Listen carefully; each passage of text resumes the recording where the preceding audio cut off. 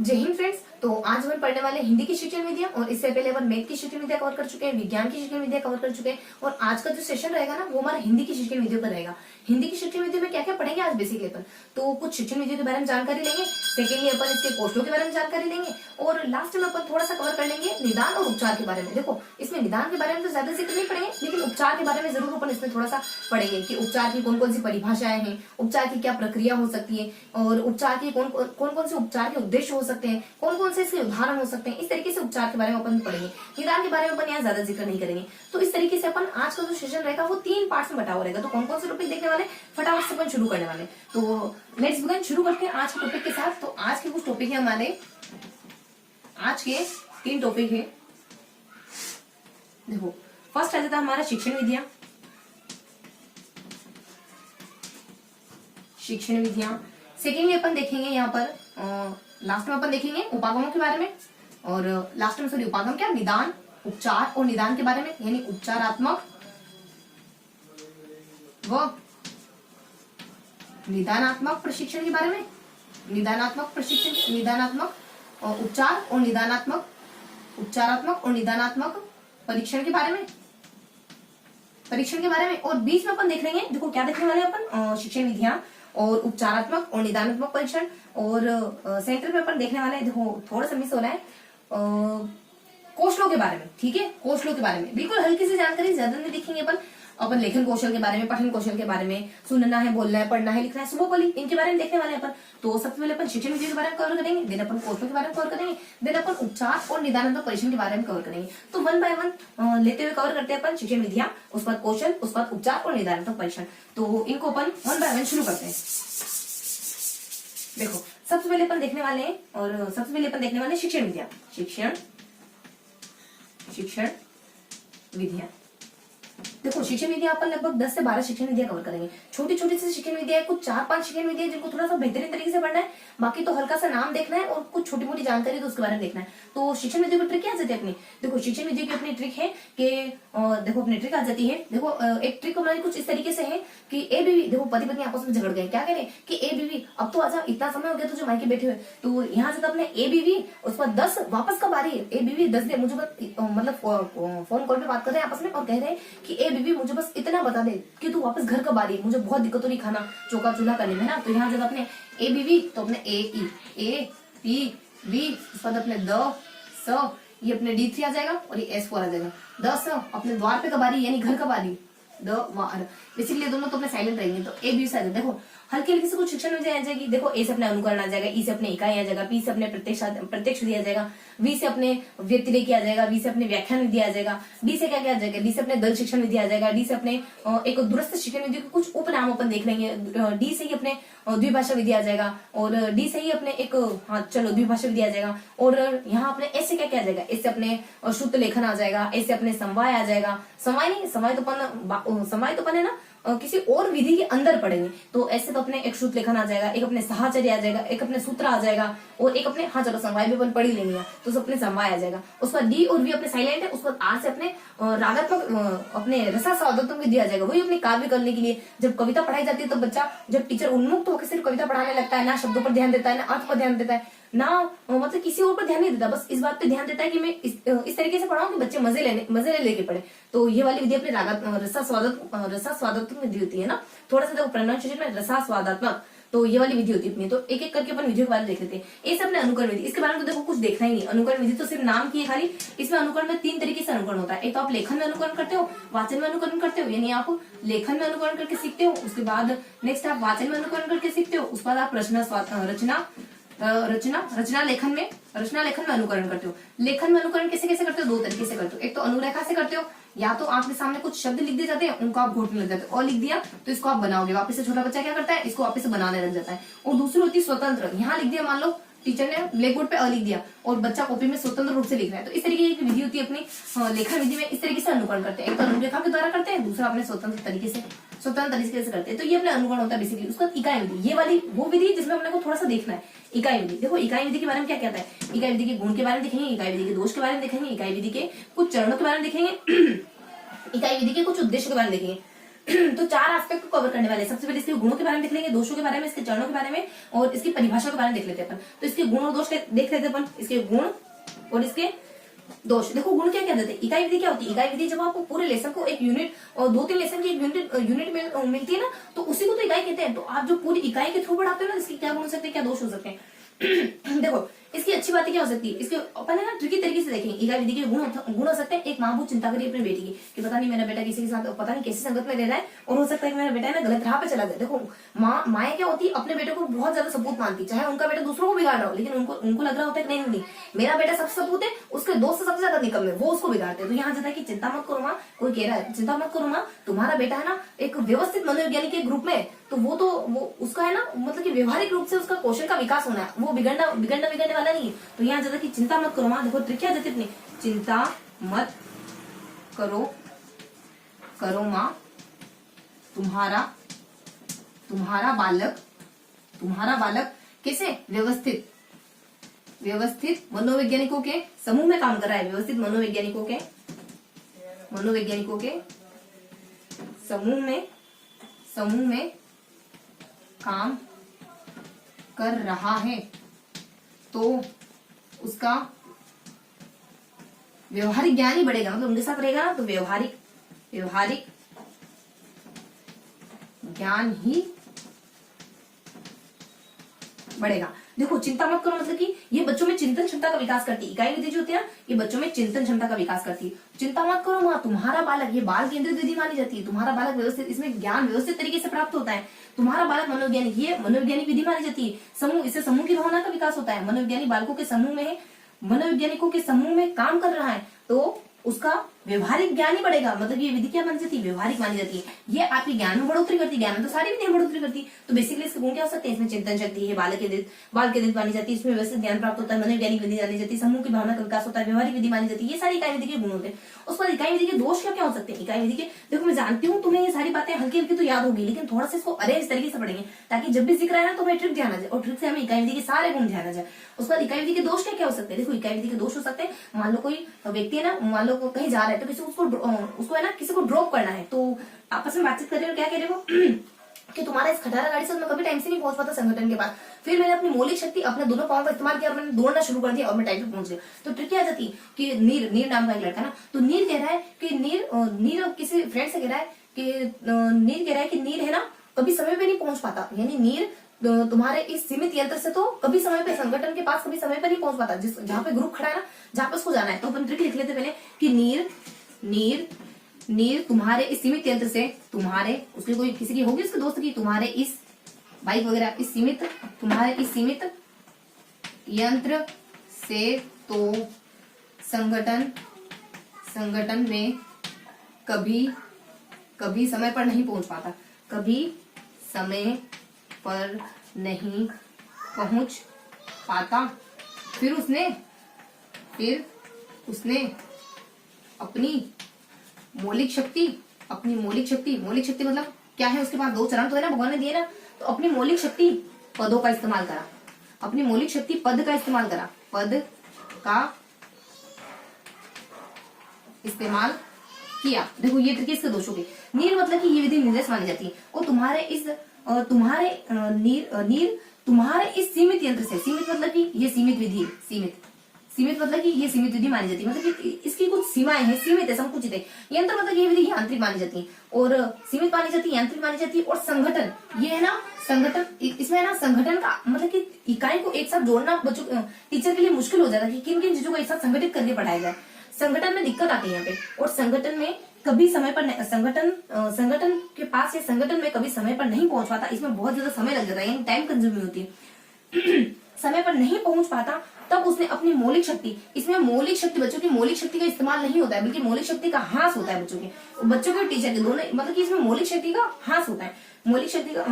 फिर उसने अपने मौलिक शक्ति पदों का इस्तेमाल किया, मौलिक शक्ति पद का इस्तेमाल करा। देखो ठीक, अब ठीक दिख रहा है ना कि मौलिक शक्ति पद का इस्तेमाल करा, यानी कि ये ना एक पद से क्या आता है। देखो पद से क्या होता है, देखो पद से थोड़ा सा मिस रखेंगे जब भी अपन थोड़ा सा मिस हो रहा है। पद से क्या आता है, पद से देखो जैसे मेरे को रिकॉल होता है ना तो मैं तुरंत बताती हूँ। देखो पद से भी थोड़ा सा मिस रखते हैं, पद का इस्तेमाल किया, यहाँ इस तरीके की जानकारी बताई जाती है। पद से भी कोई ना कोई शब्द होता है, या फिर मे भी ये साइलेंट होगा, तो यहाँ से गुण आ जाता है, उसका दोष आ जाता है। अब क्या देखेंगे अपन, गुण और दोष देख लिया, अब इसकी परिभाषा के बारे में देखेंगे, इसके चरणों के बारे में देखेंगे। फटाफट से 2 और पॉइंट है वो कवर कर लेते हैं अपन। इकाई विधि के दो और पॉइंट आ जाते हैं अपने, इसके चरण आ जाएंगे, इसके चरण और एक और पॉइंट आ जाएगा इसकी परिभाषा के बारे में। परिभाषाएं, देखो चरण क्या है, इसके चरण माने जाते हैं ना अपने, इसके चरण की अपनी ट्रिक आ जाती है। चरण की ट्रिक होती है इकाई विधि की, अप्पा ऐसे मत करो यार, मेरे को जाने दो, ऐसे मत करो। सिमरन कहती है ना, वो अपने कौन सी मूवी थी डिटेल्स, उसमें कहती है ना, कहीं घूमने जा रही होती पेरिस वगैरह या लंदन वगैरह कहीं, तो कहती है ना कि इमोशनल ब्लैकमेल करते ना अपने, क्या नाम है उसका, उसके फादर का, अमरीशपुरी, हाँ अमरीशपुरी, उनको कहती है ना कि मतलब कि एकदम इमोशनल ब्लैकमेल करके कहती मैं आपको कभी जाने का नहीं कहती है, और मतलब कि पूरे साल भर में सिर्फ एक ही बार तो मैं आपसे कुछ मांगती हूँ, वो भी आप मना कर देते हो। इमोशनल ब्लैकमेल कर देती, बेटियां ऐसी तो होती है, पापा की परियां है ना, इमोशनल ब्लैकमेल करके सारा काम करवा लेती। तो एपीए उसके बाद ऐसे आ जाता अपने, तो ऐसे क्या आ जाता अपने, यहाँ चरणों के बारे में ऐसे आ जाता अपने, अन्वेषण करना। देखो कितने चरण है, 1 2 3 4 5, 5 चरण आ जाते, ऐसे अपने अन्वेषण करना। उसके बाद पी से अपने प्रस्तुत करना, उसके बाद ए से अपने आत्मसात करना, आत्मसातीकरण।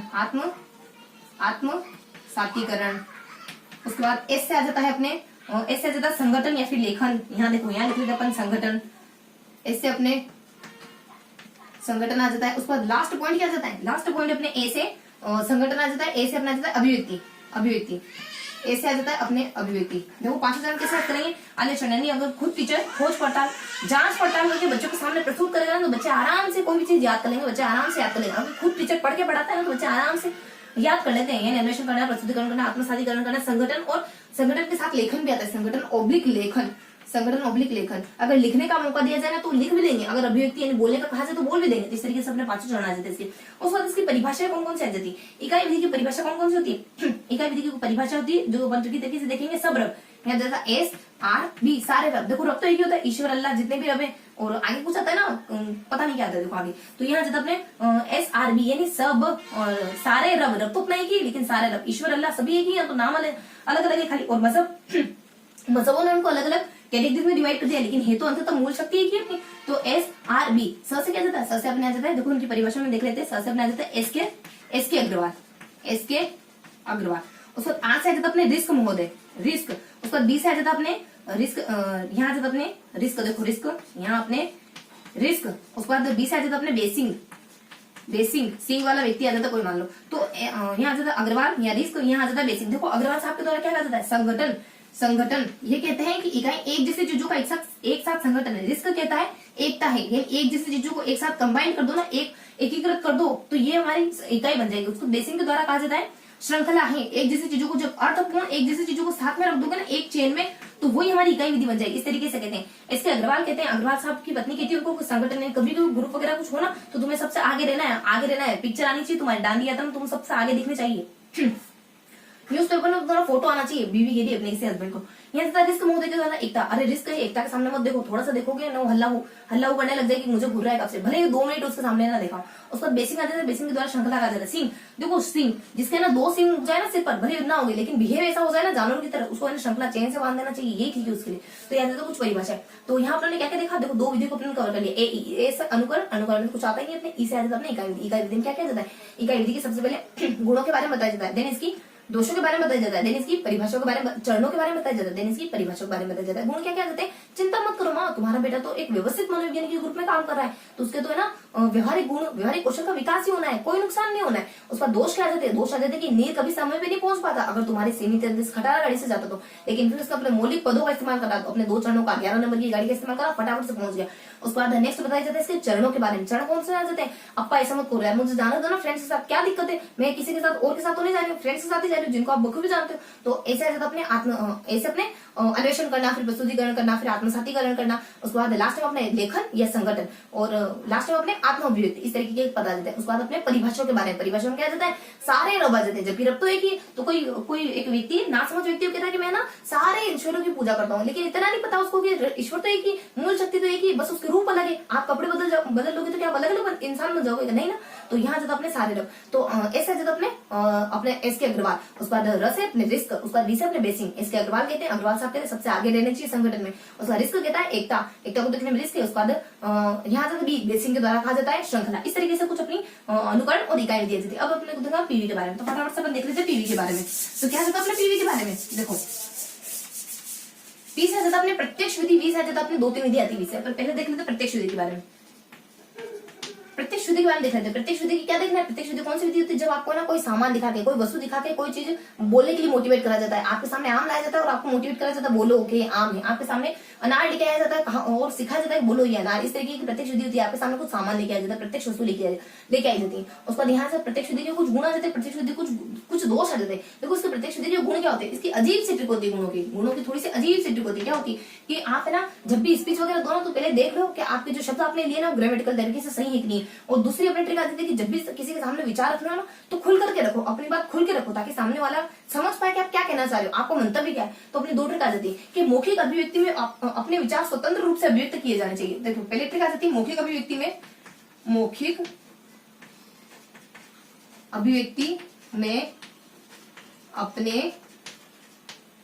अपने विचार स्वतंत्र, अपने विचार या वाक्य, देखो विचार नहीं वाक्य लिखते, अपने वाक्य स्वतंत्र रूप से अभिव्यक्त किए जाने चाहिए, मतलब अभिव्यक्त करने चाहिए, अभिव्यक्त करने चाहिए। दूसरी ट्रिक क्या आ जाती है, दूसरी ट्रिक आ जाती है कि आप उच्चारण में शब्दावली का जो अनुवाद है वो आप शब्दकोश से चेक करो। यानी उच्चारण में जब भी आप भाषण दे रहे हो, यानी उच्चारण का काम कर रहे हो, यानी उच्चारण में शब्दावली का अनुवाद व्याकरण के आधार पर करना चाहिए। शब्दावली का अनुवाद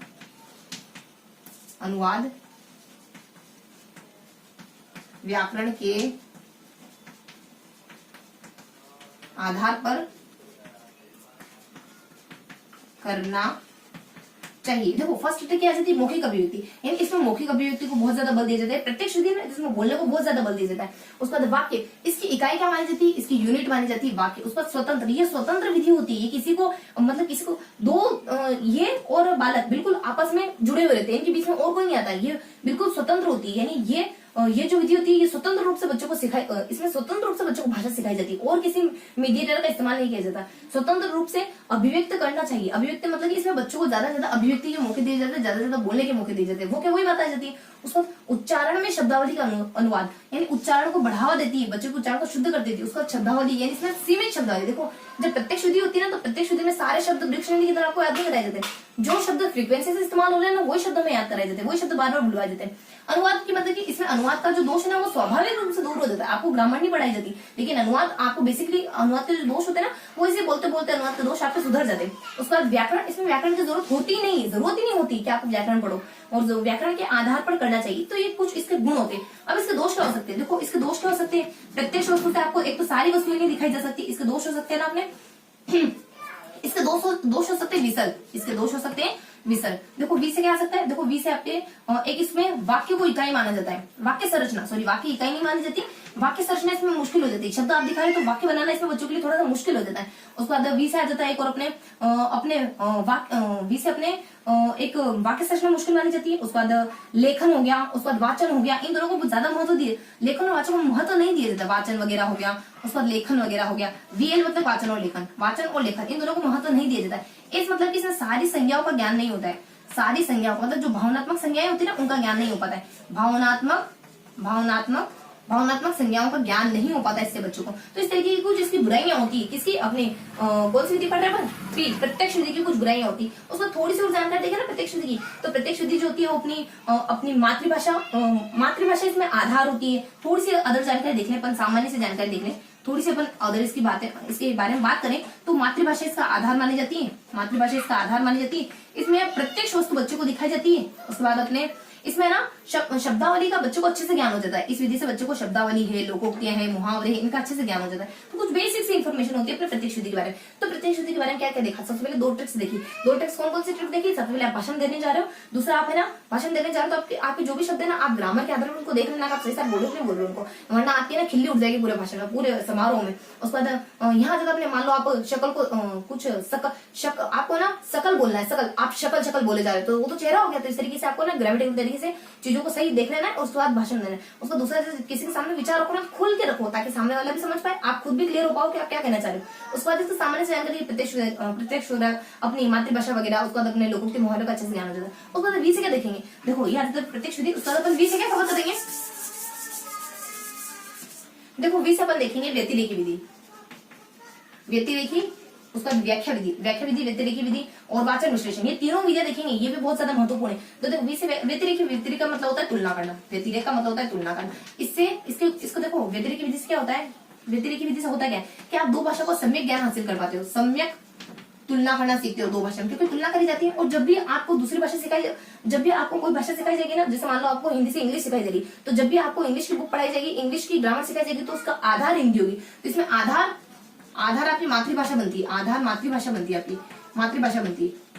और इसी भाषा में किताब लिखी जाती है। अगर आपको दूसरी भाषा सिखानी है ना तो इस मातृभाषा में किताब लिखी जाएगी, तब आपको सामने दूसरी भाषा समझ आएगी। मान लो कोई तमिल में रहने वाला है, तमिलनाडु में रहने वाला है, अब उसको इंग्लिश सीखनी, इंग्लिश वो क्यों सीखेगा, मान लो उसको हिंदी सीखनी, तो वो इंग्लिश के थ्रू हिंदी सीखेगा, और हमको अगर इंग्लिश सीखनी तो हम हिंदी के थ्रू इंग्लिश सीखेंगे। इस तरीके से जो हमें भाषा अच्छे से आती है ना, वो भाषा आधार बनती है हमारी दूसरी भाषा सीखने का। तो यहाँ तुलना जाती है, सम्यक तुलना जाती है, उसको आधार। इसमें भी किसको महत्व दिया जाता है, ज्यादा इसमें बोलने को महत्व, सुनने को, बोलने को महत्व नहीं दिया जाता, बल्कि पढ़ने लिखने को महत्व दिया जाता है। यहाँ पढ़ने लिखने को, पठन को व लेखन को ज्यादा महत्व होता है इस भाषा में। इस तरीके की भाषा होती है, बस इतना सा होता है इसमें। उसका अपने और दूसरी महत्वपूर्ण क्या होती है अपनी व्यतिरिक्त होगी, उसका व्याख्या होगी। व्याख्या विधि के देखो 2 व्याख्या भी कह सकते हैं, व्याख्यान भी कह सकते हैं, व्याख्यान विधि भी कह सकते हैं, व्याख्यान। तो देखो इसमें क्या होता है, इसके गुण दोष के बारे में देख लेंगे, इसके चरण के बारे में देखेंगे, इसके सामान्य से गुण क्या है, तो गुण दोष क्या है, देखो इसके गुण क्या जाते हैं। व्याख्या में देखिए, देखो दोष तो सभी जानते हैं कि नीरस होती है, बच्चों को उबाऊ बनाती है, ज्ञान को स्थायी नहीं बनाती है, और अमनोवैज्ञानिक विधि मानी जाती है, टीचर की प्रधानता होती है, और बच्चा इसमें एक मुख्य श्रोता बन के बैठा रहता है। बाकी बुराई तो सब जानते हैं, लेकिन अच्छाई कुछ हो सकती है। आप स्पीच देते हो तो आपके विचारों के बारे में पता चलता है, आप कठिन से कठिन टॉपिक को भी स्पीच के थ्रू आसानी से गुजार सकते हो। आपको प्रस्तावना, प्रस्तुतिकरण ये सब करना हो तो आपकी व्याख्यान विधि बहुत अच्छी है। आपको वैज्ञानिक खोज वगैरह बतानी है तो व्याख्यान विधि बहुत अच्छी मानी जाती है। अन्य विधियों के आधार विधि, क्योंकि कुछ भी पढ़ाओ कुछ ना थोड़ी बहुत तो व्याख्या करनी पड़ेगी आपको। इस तरीके की व्याख्यान विधि इतनी भी बुरी नहीं, व्याख्यान विधि बहुत अच्छी, ऐसे बहुत अच्छी नहीं, लेकिन ओवरऑल ठीक है, बड़ी पुस्तकों के लिए बहुत अच्छी मानी जा सकती है विधि। उसके बाद इस तरीके के इसके गुण होते हैं। देखो इसके गुणों को अपन थोड़ा सा ट्रिकी तरीके से देखेंगे ताकि सारे गुण हमें थोड़े से मेमोराइज रहे। पहली ट्रिक आती है, अपन आप है ना दो व्यक्तियों को सलाह दे रहे हो, आपके मेल फ्रेंड को सलाह दे रहे हो, आपके फीमेल फ्रेंड को सलाह दे रहे हो। फीमेल फ्रेंड को क्या कह रहे हो, आपको कैरेक्टरलेस फीमेल फ्रेंड है, देखो माइंड नहीं करना है, थोड़ी सी है ना बिगड़ी हुई फीमेल फ्रेंड है, तो उसको आप कह रहे हो आप तुम्हारी जब शादी हो जाए ना, नए जीवन में जाओ ना, तो पुराने जीवन की एक बात भी अपने नए जीवन में मत आने दे रहे हो, नया जीवन पूरा तबाह हो जाएगा। और दूसरे मेल फ्रेंड को कह रहे हो किताब खरीद लो, यार तुम पढ़ रहे हो कब से, अच्छे से तैयारी करो, थोड़ी सी अच्छी किताब खरीदो, पैसे बर्बाद मत समझो उसको, अच्छी किताब खरीदो। बाद में भी जब भी तुम नेक्स्ट बार पढ़ोगे ना, तो तुम्हारी नेक्स्ट बार मतलब जब भी तुम बड़ी कक्षा में आओगे ना, तो वो तुम्हारी मदद ही करेगी रिवीजन में। तो ये मत सोचो तुम्हारे पैसे बर्बाद होने वाले। तो यार 2 ट्रिक आ जाती है। यहाँ क्या जाती है, ये देखो पहली ट्रिक आ जाती है अपनी कि अपने नवीन जीवन में तुम्हारे, देखो ट्रिक आ जाती है अपने नवीन जीवन में पुराने जीवन की पृष्ठभूमि का सामान्य सा सार भी मत आने देना, मतलब थोड़ा सा जिक्र भी मत आने देना, सामान्य सार भी मत आने देना, वरना क्या हो जाएगी, कठिनाई पैदा हो जाएगी, नया जीवन तबाह हो जाएगा, बर्बाद हो जाएगा। उसका क्या देख रहे थे, फिर देखते अपन। यहाँ जाती है अपने कि थोड़ी सी मेहनत करो, आपके दोस्तों को पैसे नहीं है तो मेहनत करो, थोड़ी सी मेहनत करो वो फैक्चुअल इतिहास की ज्यादा महंगी नहीं तो सस्ती सी बुक खरीद लो, और बड़ी कक्षाओं में रिवीजन में मदद ही करेगी, टेंशन मत लो तुम, रिवीजन में मदद ही करेगी। देखो यहाँ था कि आपको कोई नया ज्ञान हासिल करना, व्याख्यान विधि अच्छी, जीवनियां वगैरह पढ़नी हो, जीवन से जीवनी पढ़नी हो अच्छी, पृष्ठभूमि यानी आपको है ना पृष्ठभूमि यानी किसी भी सब्जेक्ट की पृष्ठभूमि को पढ़ना हो, इतिहास को पढ़ना हो, कुछ भी जानकारी फैक्ट वगैरह पढ़नी होती है, विधि बहुत अच्छी मानी जा सकती है। देखो एक और ट्रिक है ना, तीन ट्रिक है आपके यहाँ, अपने फीमेल फ्रेंड को, उसका मेल फ्रेंड को, इसको मोटिवेट करने के लिए होता है, इसको मोटिवेट करने के लिए कह रहे हो कि तुम तो ऐसा बहाना बना रहे हो कि मेरे पास पैसे नहीं। जबकि मैंने बहुत सारे बच्चों को ऐसे देखा कि मैंने बहुत से बच्चों को ऐसे देखा है कि उनके पास बहुत कम समय होता है, बहुत सीमित समय उनको पढ़ने के लिए मिल पाता है, लेकिन अपने ज्ञान, अपने अनुभव के आधार पर नई खोज कर देते हैं। यानी बहुत से बच्चे अपने सीमित समय में बहुत से बच्चे सीमित समय में अपने ज्ञान व अनुभव के आधार पर खोज कर देते, जबकि उनके पास कोई सूचना नहीं थी, मतलब कुछ और कोई उनकी मदद करने वाला नहीं था, और कोई मटेरियल नहीं था, सूचना नहीं थी, उनके पास कोई जानकारी नहीं थी पूरी तरीके से। तो नवीन जीवन में पृष्ठभूमि की सामान्यीकरण करने में ये विधि मदद करती है। नवीन जीवन में पृष्ठभूमि की सामान्य सी जानकारी भी, सामान्य से भी सूचना मत आने देना, सामान्य सा सार मतलब कि सार लेखन में विधि अच्छी मानी जाती है। सामान्य सार में बताने में कठिन चीजों को पढ़ाने में विधि अच्छी मानी जाती है। कोई कठिन टॉपिक आ गया उसको बताने में, और कठिनाई का थोड़ा सा भी अंश मत आने देना, वरना तुम्हारा नवीन मतलब कि सामान्य से सार में मत आने देना, वरना नई जीवन में कठिनाई आ जाएगी। पहले ट्रिक करो, दूसरा रहता है कि थोड़ी सी मेहनत करो, मतलब इसमें ना थोड़ा सा, मतलब इसमें बहुत ज्यादा कम समय लगता है, कम समय नहीं, इसमें ना एक तो समय का जिक्र होता है क्या, देखो थोड़ा क्या लगता है, इसमें कम मेहनत लगती है इसमें, उसका समय भी ऐसे कम ही लगता है। अगर समय कम होना, बहुत सारी जानकारी देने तो व्याख्यान विधि बहुत अच्छी है। उसके बाद इसमें थोड़ा सा समय लगता है, थोड़ी सी मेहनत लगती है। फैक्ट मतलब कि सूचना वगैरह बताने की विधि बहुत अच्छी मानी जाती है। ऐतिहासिक आंकड़े वगैरह बताने की विधि बहुत अच्छी मानी जा सकती है। SST मतलब कि समय आ जाता है, और उसके बाद अपने टी से अपने देखो एस से अपने समय है, संक्षेप है, समय है, और तर्क वगैरह, और तार्किक। ये विधि ना तार्किक मानी जाती है, क्रम से चलती है, और ये विधि संक्षेप मानी जाती है, ये विधि सरल मानी जाती है। तो संक्षेप है, सरल है, तार्किक है। उसका बुक वगैरह मतलब कि आपको बुक के बहुत सारे फैक्ट एक साथ बताने की विधि बहुत अच्छी मानी जा सकती है, और बड़ी कक्षाओं के लिए विधि बहुत अच्छी मानी जा सकती है। इस तरीके से तो सस्ते से बुक ले लो, बड़ी कक्षाओं में तुम्हारे रिवीजन में मदद करेगी। तो ये कुछ चीजों को दोहराना तो अच्छी मानी जा सकती है। बहुत से बच्चे हो आपकी क्लास में, तो विधि बहुत अच्छी मानी जा सकती है। उसके बाद सीमित, आपके पास समय सीमित होता है, विधि बहुत अच्छी मानी जा सकती है। बहुत से बच्चे सीमित समय हो गया। उसके बाद अपने ज्ञान अनुभव के आधार पर पूर्व ज्ञान के बारे में जानकारी लेने की विधि बहुत अच्छी मानी जा सकती है। अनुभव यानी किसी की व्यक्तिगत अनुभव जानने हो तो उसको कहो, बोलने लग जाओ। किसी टॉपिक पर किसी अनुभव जानने हो तो उसको कहो, व्याख्यान दो, पता चल जाएगा तुम्हारा अनुभव क्या है।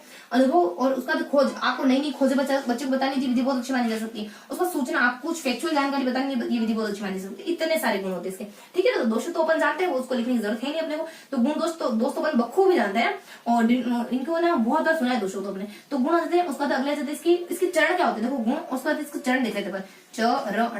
चरण देखो, चरण क्या जाता है इसके, यहाँ जाता है नहीं पसंद। देखो यहाँ जाता है चरण में क्या जाता है, न ई पसंद। देखो न एन वाई, उसका पी प स म, नहीं पसंद। देखो तुम मेरी फर्स्ट और लास्ट पसंद है, अब मेरी कोई नहीं पसंद नहीं बनने वाली तुम्हारे बात। तो यहाँ जाता एन से आ जाता अपने निर्धारण। इसके कितने चरण माने जाते हैं, 5 निर्धारण। उसके बाद अपने वाई से माना जाता है योजना। उसके बाद पी से माना जाता है अपने निर्धारित योजना प्रस्तुत करो सार के रूप में, निर्धारित योजना प्रस्तुत करो सार के रूप में, तब जाके तुम्हारा मूल्यांकन करूंगा। प्रस्तुतिकरण उसके बाद किसके रूप में प्रस्तुत करनी है, सार के रूप में, तो सारांश आ जाता है। उसके बाद लास्ट में आ जाता है मूल्यांकन। तुमने जो भी योजना बनाई है, तुम्हारी जो भी निर्धारित योजना है, तुम सार के रूप में मेरे सामने प्रस्तुत तो करो, तब जाके मैं तुम्हारा मूल्यांकन करूंगा। तुम्हारी योजना किसी अच्छी है खराब है, तब तो उसमें इंप्रूवमेंट कर पाऊंगा।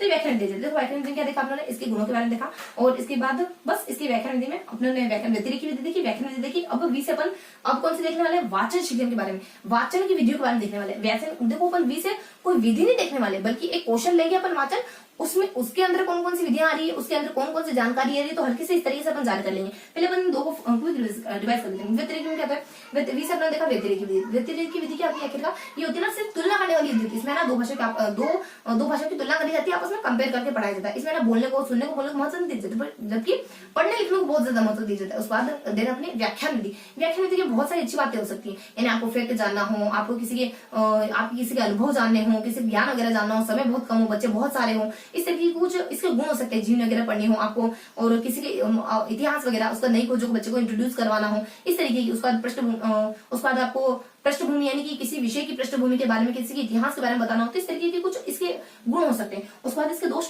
तो बन जाते हैं, नीरस मानी जाती है, अमनोरंजन मानी जाती है, बच्चा मुख्य श्रोता बन जाता है, ये अपने टीचर प्रधान विधि होती है, इस तरीके के इसके दोष होते हैं। और उसके बाद इसके कुछ चरण होते हैं, यानी नहीं पसंद, यानी तुम है ना मेरी नई पसंद नहीं हो, तुम मेरी फर्स्ट और लास्ट पसंद हो, इसके बाद कोई पसंद नहीं होने वाली मेरी नहीं पसंद। और नहीं पसंद से क्या होता है, ऐसे अपना जाता है निर्धारण करना, उसका योजना बनाना, उसके बाद प्रस्तुतिकरण करना, और से अपने सारांश हो जाता है, एन से अपने मूल्यांकन आ जाता है। तुम मेरे सामने ना अपनी योजना प्रस्तुत करोगे, सार के रूप में प्रस्तुत कर दो भली, डिटेल से बता दो भली, तब तो मैं तुम्हारा मूल्यांकन करूंगा कि तुम कैसी योजना बना रहे हो, सही है कि नहीं। तो इस तरीके से अपने व्याख्यान विधि के बारे में जाना। अब अपन देखने वाले डी से, इसके बारे में अपन अभी और देखेंगे। वी से अपने व्यतिरेकी देख ली, व्याख्यान देख ली, उसके बाद अपन वी से अपन देखेंगे व्यतिरेकी है, व्याख्यान है, उसके बाद वाचन की विधियों को देखेंगे। अपन डी देखेंगे ना, अपन V3 लिखा है मैंने, V3 लिखा है, D3 लिख दिया मैंने, यहाँ V3 देता है, अभी V3 भी है। देखो डी तो अपन देखेंगे लेकिन यहाँ पे V3 है।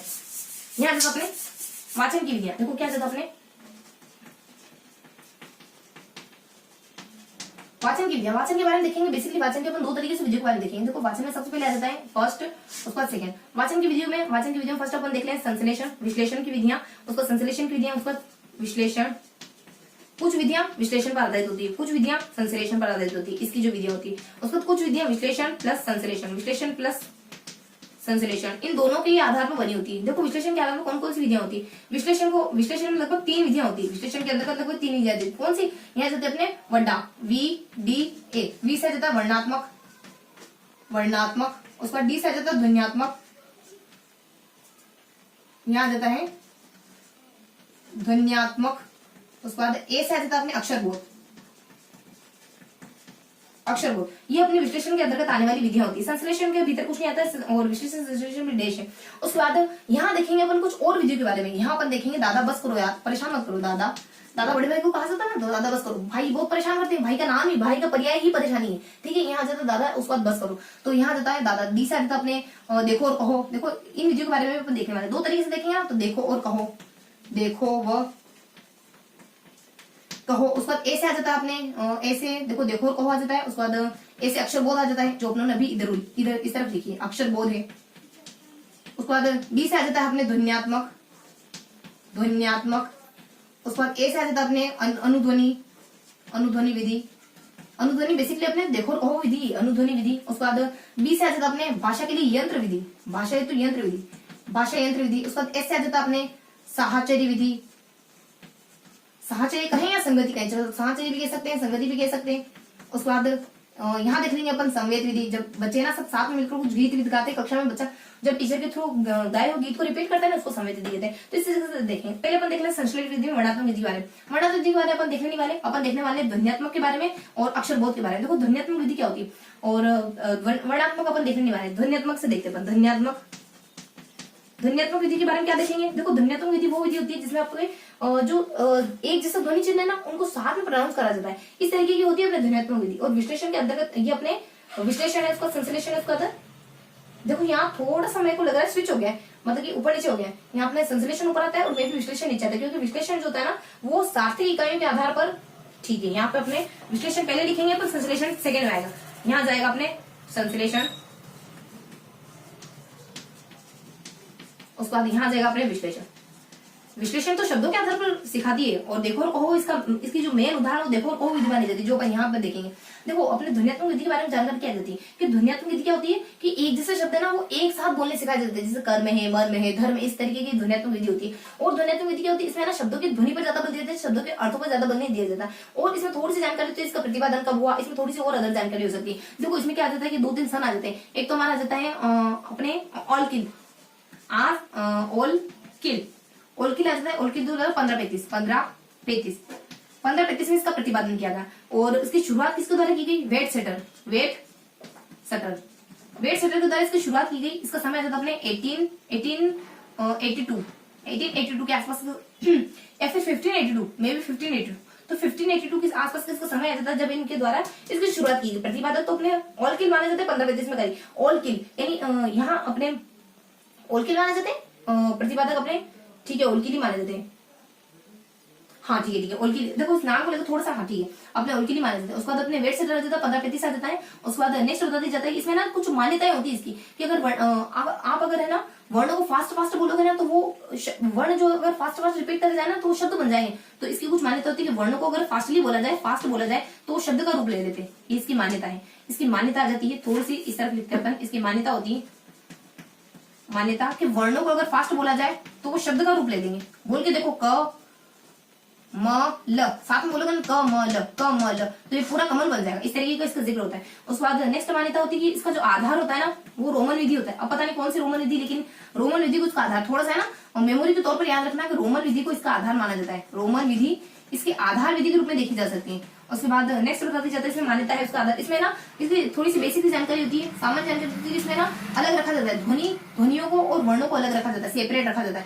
ध्वनि प्लस वर्णों को पृथक पृथक रखा जाता है। अब किस तरीके से, इतना तो अपन क्लियर कट पता नहीं चल पाएगा, लेकिन याद रखना है अपने को, ध्वनि को, वर्णों को उसमें अलग अलग रखा जाता है। देखो हम कॉन्सेप्ट के पीछे भागे, अच्छी बात है, लेकिन ज्यादा हमें इमोशनल नहीं हो जाना कि हमें कॉन्सेप्ट तो सीखना ही सीखना है, पता करना ही करना है, करना ही करना है, क्योंकि हमें ना विद्वान नहीं बनना है, हमें एग्जाम को अच्छे से क्वालिफाई करना है। बहुत सारी चीजें ऐसी होगी जो हमें कॉन्सेप्ट के आधार पर क्लियर नहीं होगी, बहुत सारी जनरली चीजें हमें कॉन्सेप्ट के आधार पर क्लियर हो जाती है, लेकिन अगर बार बार अपन ये बस पीछे पड़ जाएंगे, नहीं मुझे तो बिल्कुल पता चलना ही चाहिए, हर चीज के पीछे का लॉजिक पता चलना चाहिए। बहुत सारी चीजें ऐसी होती है जो हमें सिर्फ एक्सेप्ट करनी होती है, क्योंकि हर चीज हम अच्छे से जान ले तो फिर हमें और एक किताब लिखने वाला में, एक राइटर में, यानी जो देखो हर कोई राइटर बन सकता है आजकल, उससे बात नहीं कर रही हूँ, जो अपने मेन भाषाविद है ना, प्रकांड विद्वान भाषा के जो प्रख्यात है, उनकी बात कर रही हूँ मैं, तो उनमें और हमें फिर अंतर क्या रह जाएगा। तो हमें कुछ चीजें, उनकी जो गुत्थियां है ना, उनको अपने गुत्थी की तरह एक्सेप्ट कर ले तो भी कोई बुरी बात नहीं। तो चीजों को थोड़ा सा पॉजिटिव माइंडसेट से देखेंगे, हर चीज समझ नहीं आए तो कोई बात नहीं, उसको एक्सेप्ट करेंगे, तहे दिल से उसको लर्न कर लेंगे, क्या दिक्कत है। तो यहाँ जब अपने और खिला जाता है, उसको रेट से जाता है, उसको मान्यता है, उसको आधार है, सामान्य जानकारी, तो कुछ अपनी ध्वनित्व विधि के बारे में जानकारी, तो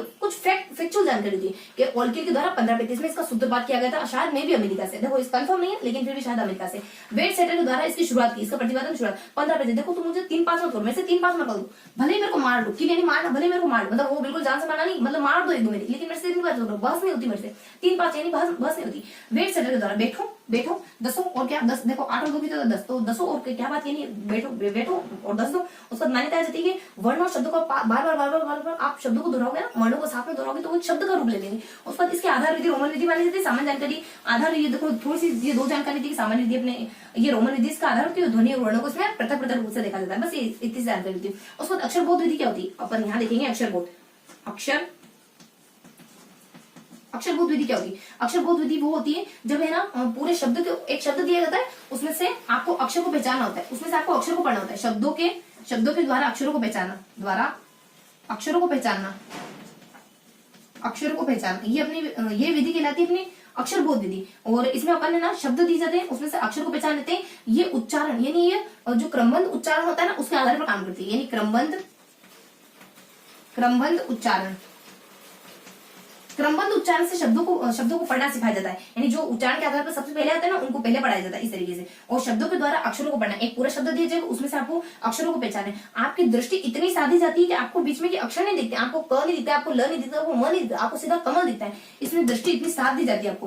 तो यहाँ जब आपकी दृष्टि इतनी साधी जाती है, इसमें यानी दृष्टि को सुधारा जाता है, साधा जाता है, अच्छा इंप्रूव करा जाता है, तो ये अपने अक्षरबोध विधि दी। तो यहाँ अपने क्या क्या देखा, देखो अपने सबसे पहले जानकारी ली इधर, यानी संश्लेषण विश्लेषण और अपने संश्लेषण पहले इधर देखना है, उसके बाद उन विधियों को अपन बाद में कवर करेंगे, इन सारी विधियों को अपन इसके बाद कवर करते हैं, ठीक है। तो अपने विश्लेषण में क्या जाता है, इसके भी 3 पार्ट माने जाते हैं, क्या वड्डा, इसके भी 3 पार्ट माने जाते हैं, क्या वड्डा वाले पार्ट माने जाते हैं, वर्णात्मक ध्वन्यात्मक अक्षरबोध जाता है। वर्णात्मक क्या जाता है, इसके बारे में अपने देखा नहीं, ध्वन्यात्मक 2-3 फैक्चुअल जानकारी देखी अपने ऑल्किन 335 में 1535 में इसका प्रतिपादन करते हैं। उसके बाद अपने वेट से देखो थोड़ा सा 1535 या फिर 1835, फिर भी ना अपन 1535 मान के चलते हैं, तो यहाँ अपने 1582 मान के चलते हैं, तो अपने वेट सेटर आ जाता है। देखो मैं जब भी अपन नेक्स्ट वीडियो बनाएंगे ना तब क्लियर करूंगी, बिल्कुल क्लियर कर बताएंगे अपन, है ना, गलती नहीं रखनी अपने को कोई।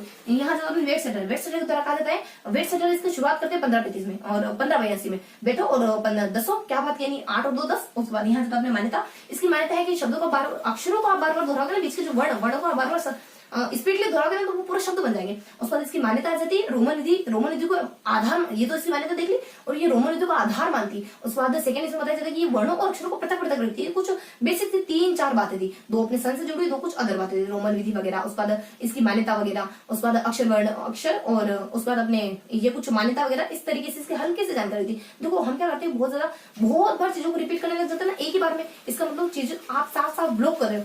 देखो अगर मैं आपको 10 बार कहूँ ये काम मत करना, ये काम मत करना, ये काम मत करना, तो आप वो काम जरूर करोगे। आप किसी चीज को 10 बार दोहराते हो, इसका मतलब ये है कि आप अपने आप पे डाउट कर रहे हो, आपको चीज याद नहीं हो रही। अगर आप चीज को ज्यादा से ज्यादा 2 बार 3 बार सही निगाह से देख रहे हो तो आप कॉन्फिडेंट हो, हाँ मुझे चीज याद है। अगर आप 10 बार बोल रहे हो, इसका मतलब कि आप एक रोबोटिक तरीके से चीजों को याद कर रहे हो। तो इस तरीके से चीजों को याद नहीं करना है, उसको लिमिटेड तरीके से चीजों को याद करना है, मतलब देखना है ध्यान से, एक ही बार देखना है, 2-3 बार देखना है, लेकिन ध्यान से देखना है, ट्रिकी तरीके से देखना है, ताकि चीजें अगली बार देखने की जरूरत ना पड़े। उसके बाद अक्षरबोध आ जाता है। अक्षरबोध में क्या होता है कि अक्षरबोध जो विधि होती है शब्दों के माध्यम से पढ़ाया जाता है। शब्दों आपकी दृष्टि इतनी साफ दी जाती है कि आपको सीधे शब्द दिखने चाहिए। और इसमें जो इसमें है ना, जब भी आपको शब्द दिए जाएंगे, जब भी आपको अक्षर पढ़ने को होंगे ना, वर्ण वगैरह पढ़ने को कहा जाएगा ना, तो आपको उच्चारण के आधार पर जो एक जैसे वर्ण होंगे ना वो पहले दिए जाएंगे, उच्चारण के आधार पर वर्णों को दिया जाएगा आपको। इस तरीके की अक्षरबोध विधि होती है। अपने उच्चारण के आधार पर आपको वर्ण दिए जाते हैं, यानी पहले अ पढ़ा जाएगा, फिर आ पढ़ा जाएगा, फिर ई पढ़ा जाएगा, क्योंकि उनके उच्चारण के अनुसार सेट है। ये पता है, हिंदी वर्णमाला उच्चारण के अनुसार सेट है, जबकि इंग्लिश वर्णमाला ऐसा नहीं है, अल्फाबेट में ऐसा नहीं।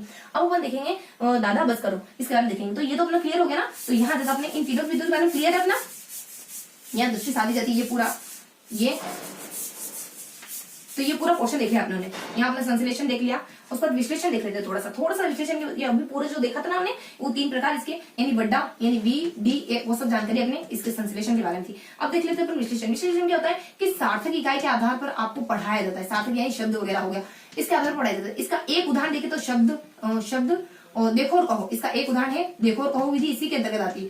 देखो व कहो, और इस विधि में तो संश्लेषण विश्लेषण में समवाय वाली विधि थी, इसमें कुछ जानकारी होती नहीं। समवाय विधि मतलब कि दोनों ही विधियों को मिलजुल कर इसमें पढ़ाना सिखाया जाता बच्चों को। तो ये बेसिक जानकारी संश्लेषण विश्लेषण, संश्लेषण विश्लेषण और विश्लेषण संश्लेषण में। अब देखेंगे अपन इन विधियों में दादा बस करो के बारे में। तो फटाफट से शुरू करते हैं अपन दादा बस करो के बारे में, ठीक है। तो यहाँ जब अपने देखो, यहाँ बताया जाता है देखो और कहो विधि के बारे में।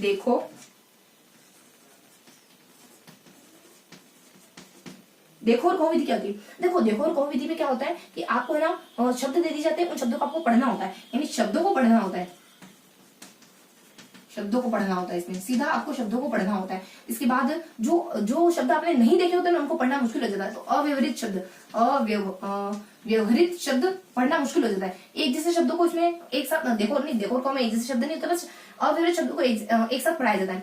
और थोड़ी सी और जानकारी होती है, अंग्रेजी जैसी जो भाषा है ना, उसके लिए ये विधि अच्छी मानी जाती है।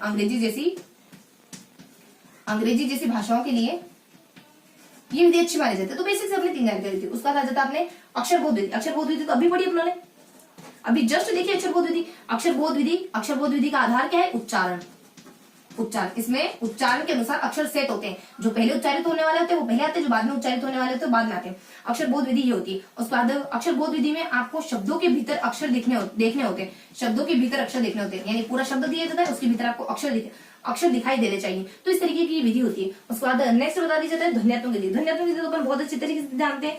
ध्वन्यात्मक विधि कौन सी होती है? ध्वन्यात्मक विधि यानी एक जैसी ध्वनियों को एक साथ बोला जाता है, जैसे कि धर्म है, कर्म है, मर्म है, धर्म है, कर्म है, मर्म है, नर्म है, इस तरीके से एक जैसे शब्दों को एक साथ प्रोनाउंस किया जाता है ध्वन्यात्मक विधि में। ये आपके अर्थ पर ध्यान नहीं देती, बल्कि ये आपके ध्वनि पर ज्यादा ध्यान देती है। इसमें ना इसमें धर्म, कर्म, मर्म जब एक जैसे शब्द बोले जाते हैं तो बहुत बार कंफ्यूजन भी हो जाता है। एक शब्द गलत, मतलब कि बहुत बार बच्चा इसमें कंफ्यूज हो जाता है। तो इस विधि की कुछ थोड़ी सी कमी भी होती है कि ये विधि बच्चों को कंफ्यूजन की स्थिति में लाके खड़ा कर देती है। तो ध्वन्यात्मक विधि बस इतनी ही होती है, एक जैसे शब्द साथ में बोले जाते हैं, ध्वनि पर ज्यादा बोल दिया जाता है, और इस तरीके की विधि होती है। और ये ना एक्सेप्टेबल नहीं है, ये अमान्य विधि है, यानी अस्वीकृत है।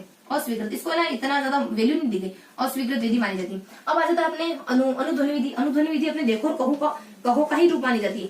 अनुध्वनि विधि ये देखो और कहो का ही रूप मानी जाती है। देखो व कहो का ही एक रूप मानी जाती है। इसमें टीचर एक वाक्य बोलता है, फिर आपको बोलना होता है। अध्यापक का अनुकरण करना होता है, बच्चों को अध्यापक का अनुकरण करना होता है। अंग्रेजी जैसी भाषा के लिए विधि अच्छी मानी जाती है। बस ये बेसिक जानकारी होती है। अब क्या बच गया? भाषा यंत्र में कुछ नहीं आता है, साहचर्य में क्या आता है और संवेद में क्या आता है। देखो साहचर्य संवेद बहुत इजी सी है, साहचर्य संवेद होता है, बस दो जानकारी देखनी। साहचर्य अपनी मारी मोंटेसरी वाली साहचर्य विधि क्या होती है? आपको कोई भी वस्तु दिखा दी जाती है, वस्तु और उसका नाम एक साथ दिखा देते हैं, आपको अरेंज करना होता है। आपको कमल का फूल लाके दे दिया, मान लो कमल का फूल का चित्र दे दिया, और उसके नाम वाला आपको कार्ड दे देता है, आपको दोनों को साथ में रखना है। उसके बाद संवेद विधि क्या होती है? संवेद विधि में कक्षा में बच्चों को एक बिलाड़ी जाड़ी मैंने पेरी साड़ी, इस तरीके की कुछ कविता कहानी होती है ना, बच्चों को टीचर बोलता है, देन टीचर के बाद सारे बच्चे मिलजुल कर बोलते हैं। इसमें ना समूह में वाचन किया जाता है। समूह वाचन होता है पूरी कक्षा के द्वारा। तो ये सारी अपनी विधियां होगी। देखो वो अक्षर विधि, अक्षर बोध, ध्वन्यात्मक, अनुध्वनि, भाषा है, उसका अपने साहचर्य का समय, ये सारी विधियां होगी अपनी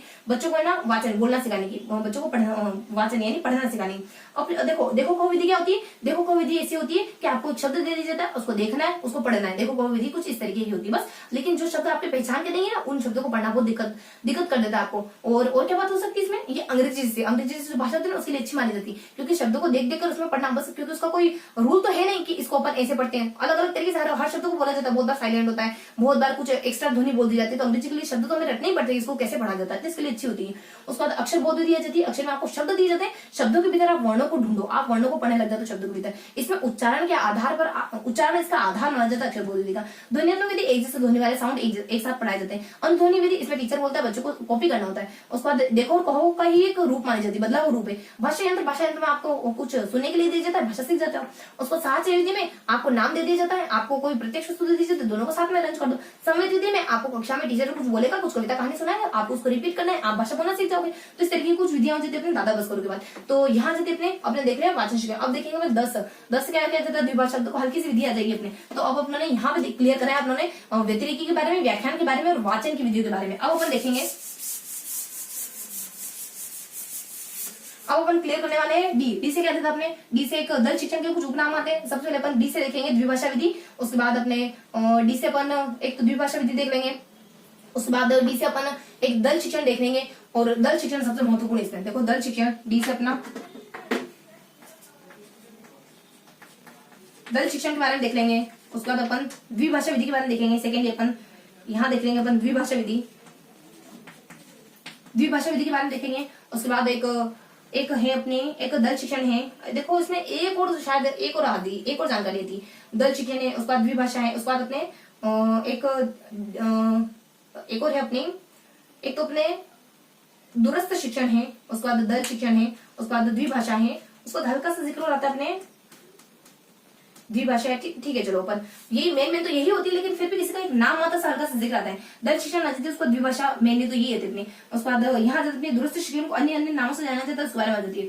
और यहाँ जब अपने दल शिक्षण करने देख लेते हैं। देखो दल शिक्षण विधि क्या होती है, दल शिक्षण विधि में अपने दल शिक्षण विधि की अपन कुछ विशेषताओं के बारे में देखेंगे। दल शिक्षण विधि की अपन कुछ एक परिभाषाओं के बारे में देखेंगे, जो किसके द्वारा दी गई एक परिभाषा आती है यहाँ पे। और उसको देखो व्यक्ति का नाम क्या होता है अपने, एक दल शिक्षण के बारे में परिभाषा देने वाले व्यक्ति होते हैं अपने ऑल्सन। ठीक है, अपने ऑल्सन होते हैं। और उसकी विशेषताओं के बारे में देखेंगे। उसके बाद इसकी परिभाषाओं के बारे में देखेंगे, इसकी विशेषताओं के बारे में कवर कर लेंगे। और अपन कवर कर लेंगे ना इसके सिद्धांतों के बारे में, उसके बाद इसके क्रम के बारे में, मतलब इसके जो सोपान होते हैं उसके बारे में कवर करेंगे। इस तरीके से अपन देखेंगे। क्या क्या देखने वाले अपन देखने वाले हैं पाउंड एसके पीवीएसके के बारे में देखेंगे। सबसे पहले इसकी परिभाषा को कवर कर लेते हैं। यहाँ पर देख लेते हैं इसकी परिभाषाओं के बारे में। सबसे पहले आ जाती है इसकी परिभाषाएं। दल शिक्षण की सबसे पहले अपन देखने वाले परिभाषा। देखो परिभाषा किस किससे आ जाती है, यहाँ अपन कुछ परिभाषा देखेंगे। तो दल शिक्षण में अपन परिभाषा देख लेंगे। यहाँ अपन देखेंगे परिभाषा अपन किसके साथ देखेंगे, ठीक है। और परिभाषाओं में देखो परिभाषा आती है अपनी कुछ दल शिक्षण के बारे में एक ही व्यक्ति आ जाता है। अभी जस्ट कहा ना मैंने, एक ही व्यक्ति आ जाता है, इसकी परिभाषा देता है। देखो मैंने अभी जस्ट कुछ पढ़ाया था ना अपने को, इकाई विधि में कुछ हल्की सी मैं जानकारी बताना भूल गई। इकाई विधि अपने गेस्टाल्टवाद से बहुत ज्यादा प्रभावित है। उसके प्रतिपादक कौन, मोरिसन माना जाता है। दो जानकारी है ना ऐड कर लेना, क्या कि इकाई विधि मोरिसन के द्वारा दी गई, मोरिसन इसके प्रतिपादक माने जाते हैं। इकाई विधि गेस्टाल्टवाद पर आधारित है। गेस्टाल्टवाद क्या कहता है, समग्रता पर बल देता है। तो दो जानकारी वहां आती है जो मेरे को यहाँ जैसे जिक्र करा तो ध्यान दी। तो यहाँ जाते इसकी परिभाषा देने वाले अपने ऑल्सन होते हैं। ऑल्सन के द्वारा क्या कहा जाता है, ऑल्सन इनके द्वारा परिभाषा दी जाती है। इकाई विधि अमेरिका में प्रतिपादित की गई, अमेरिका में इसका प्रतिपादन हुआ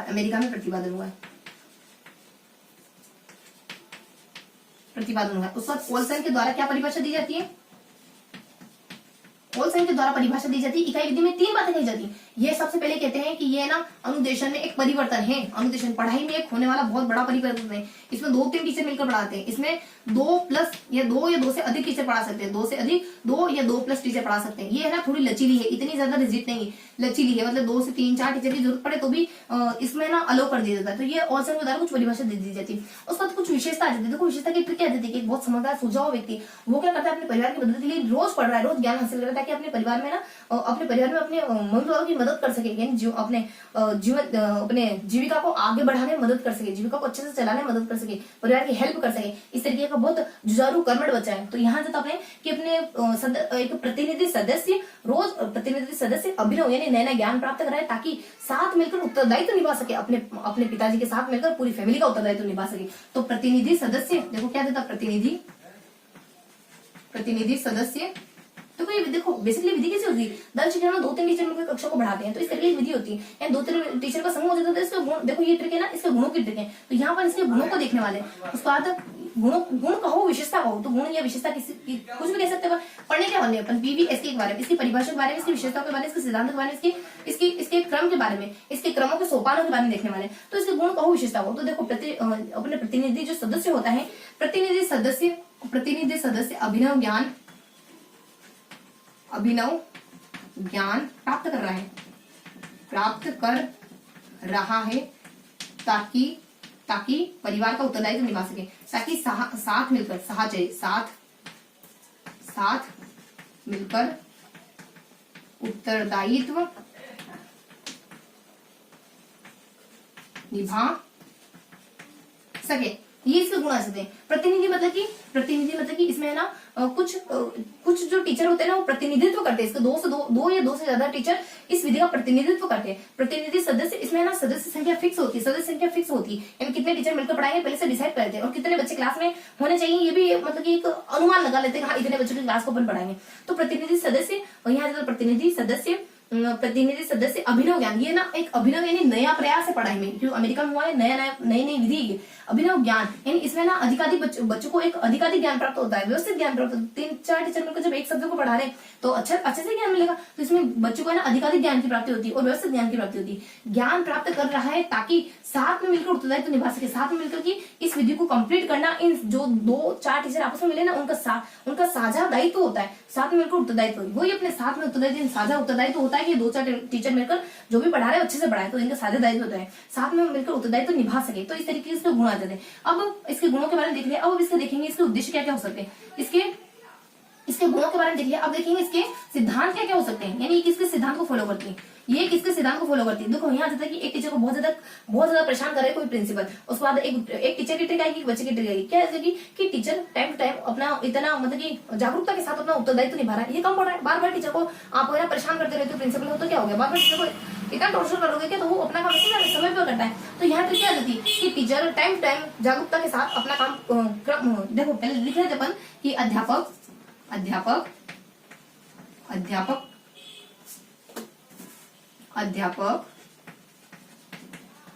टाइम टू टाइम जागरूकता के साथ अपना काम क्रम से पूरा कर रहा है।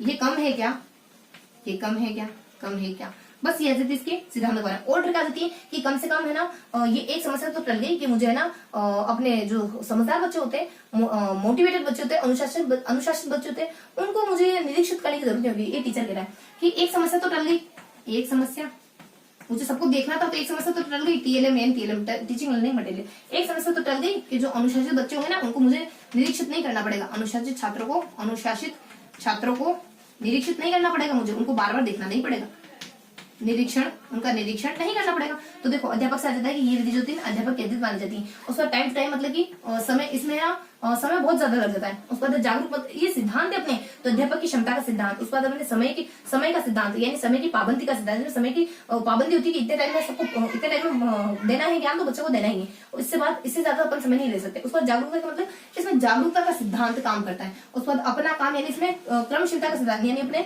क्रियाशीलता का सिद्धांत काम करता है। उसके बाद क्रम वही अपनी क्रियाशीलता का सिद्धांत, और क्रम से करते हैं ये कम है क्या।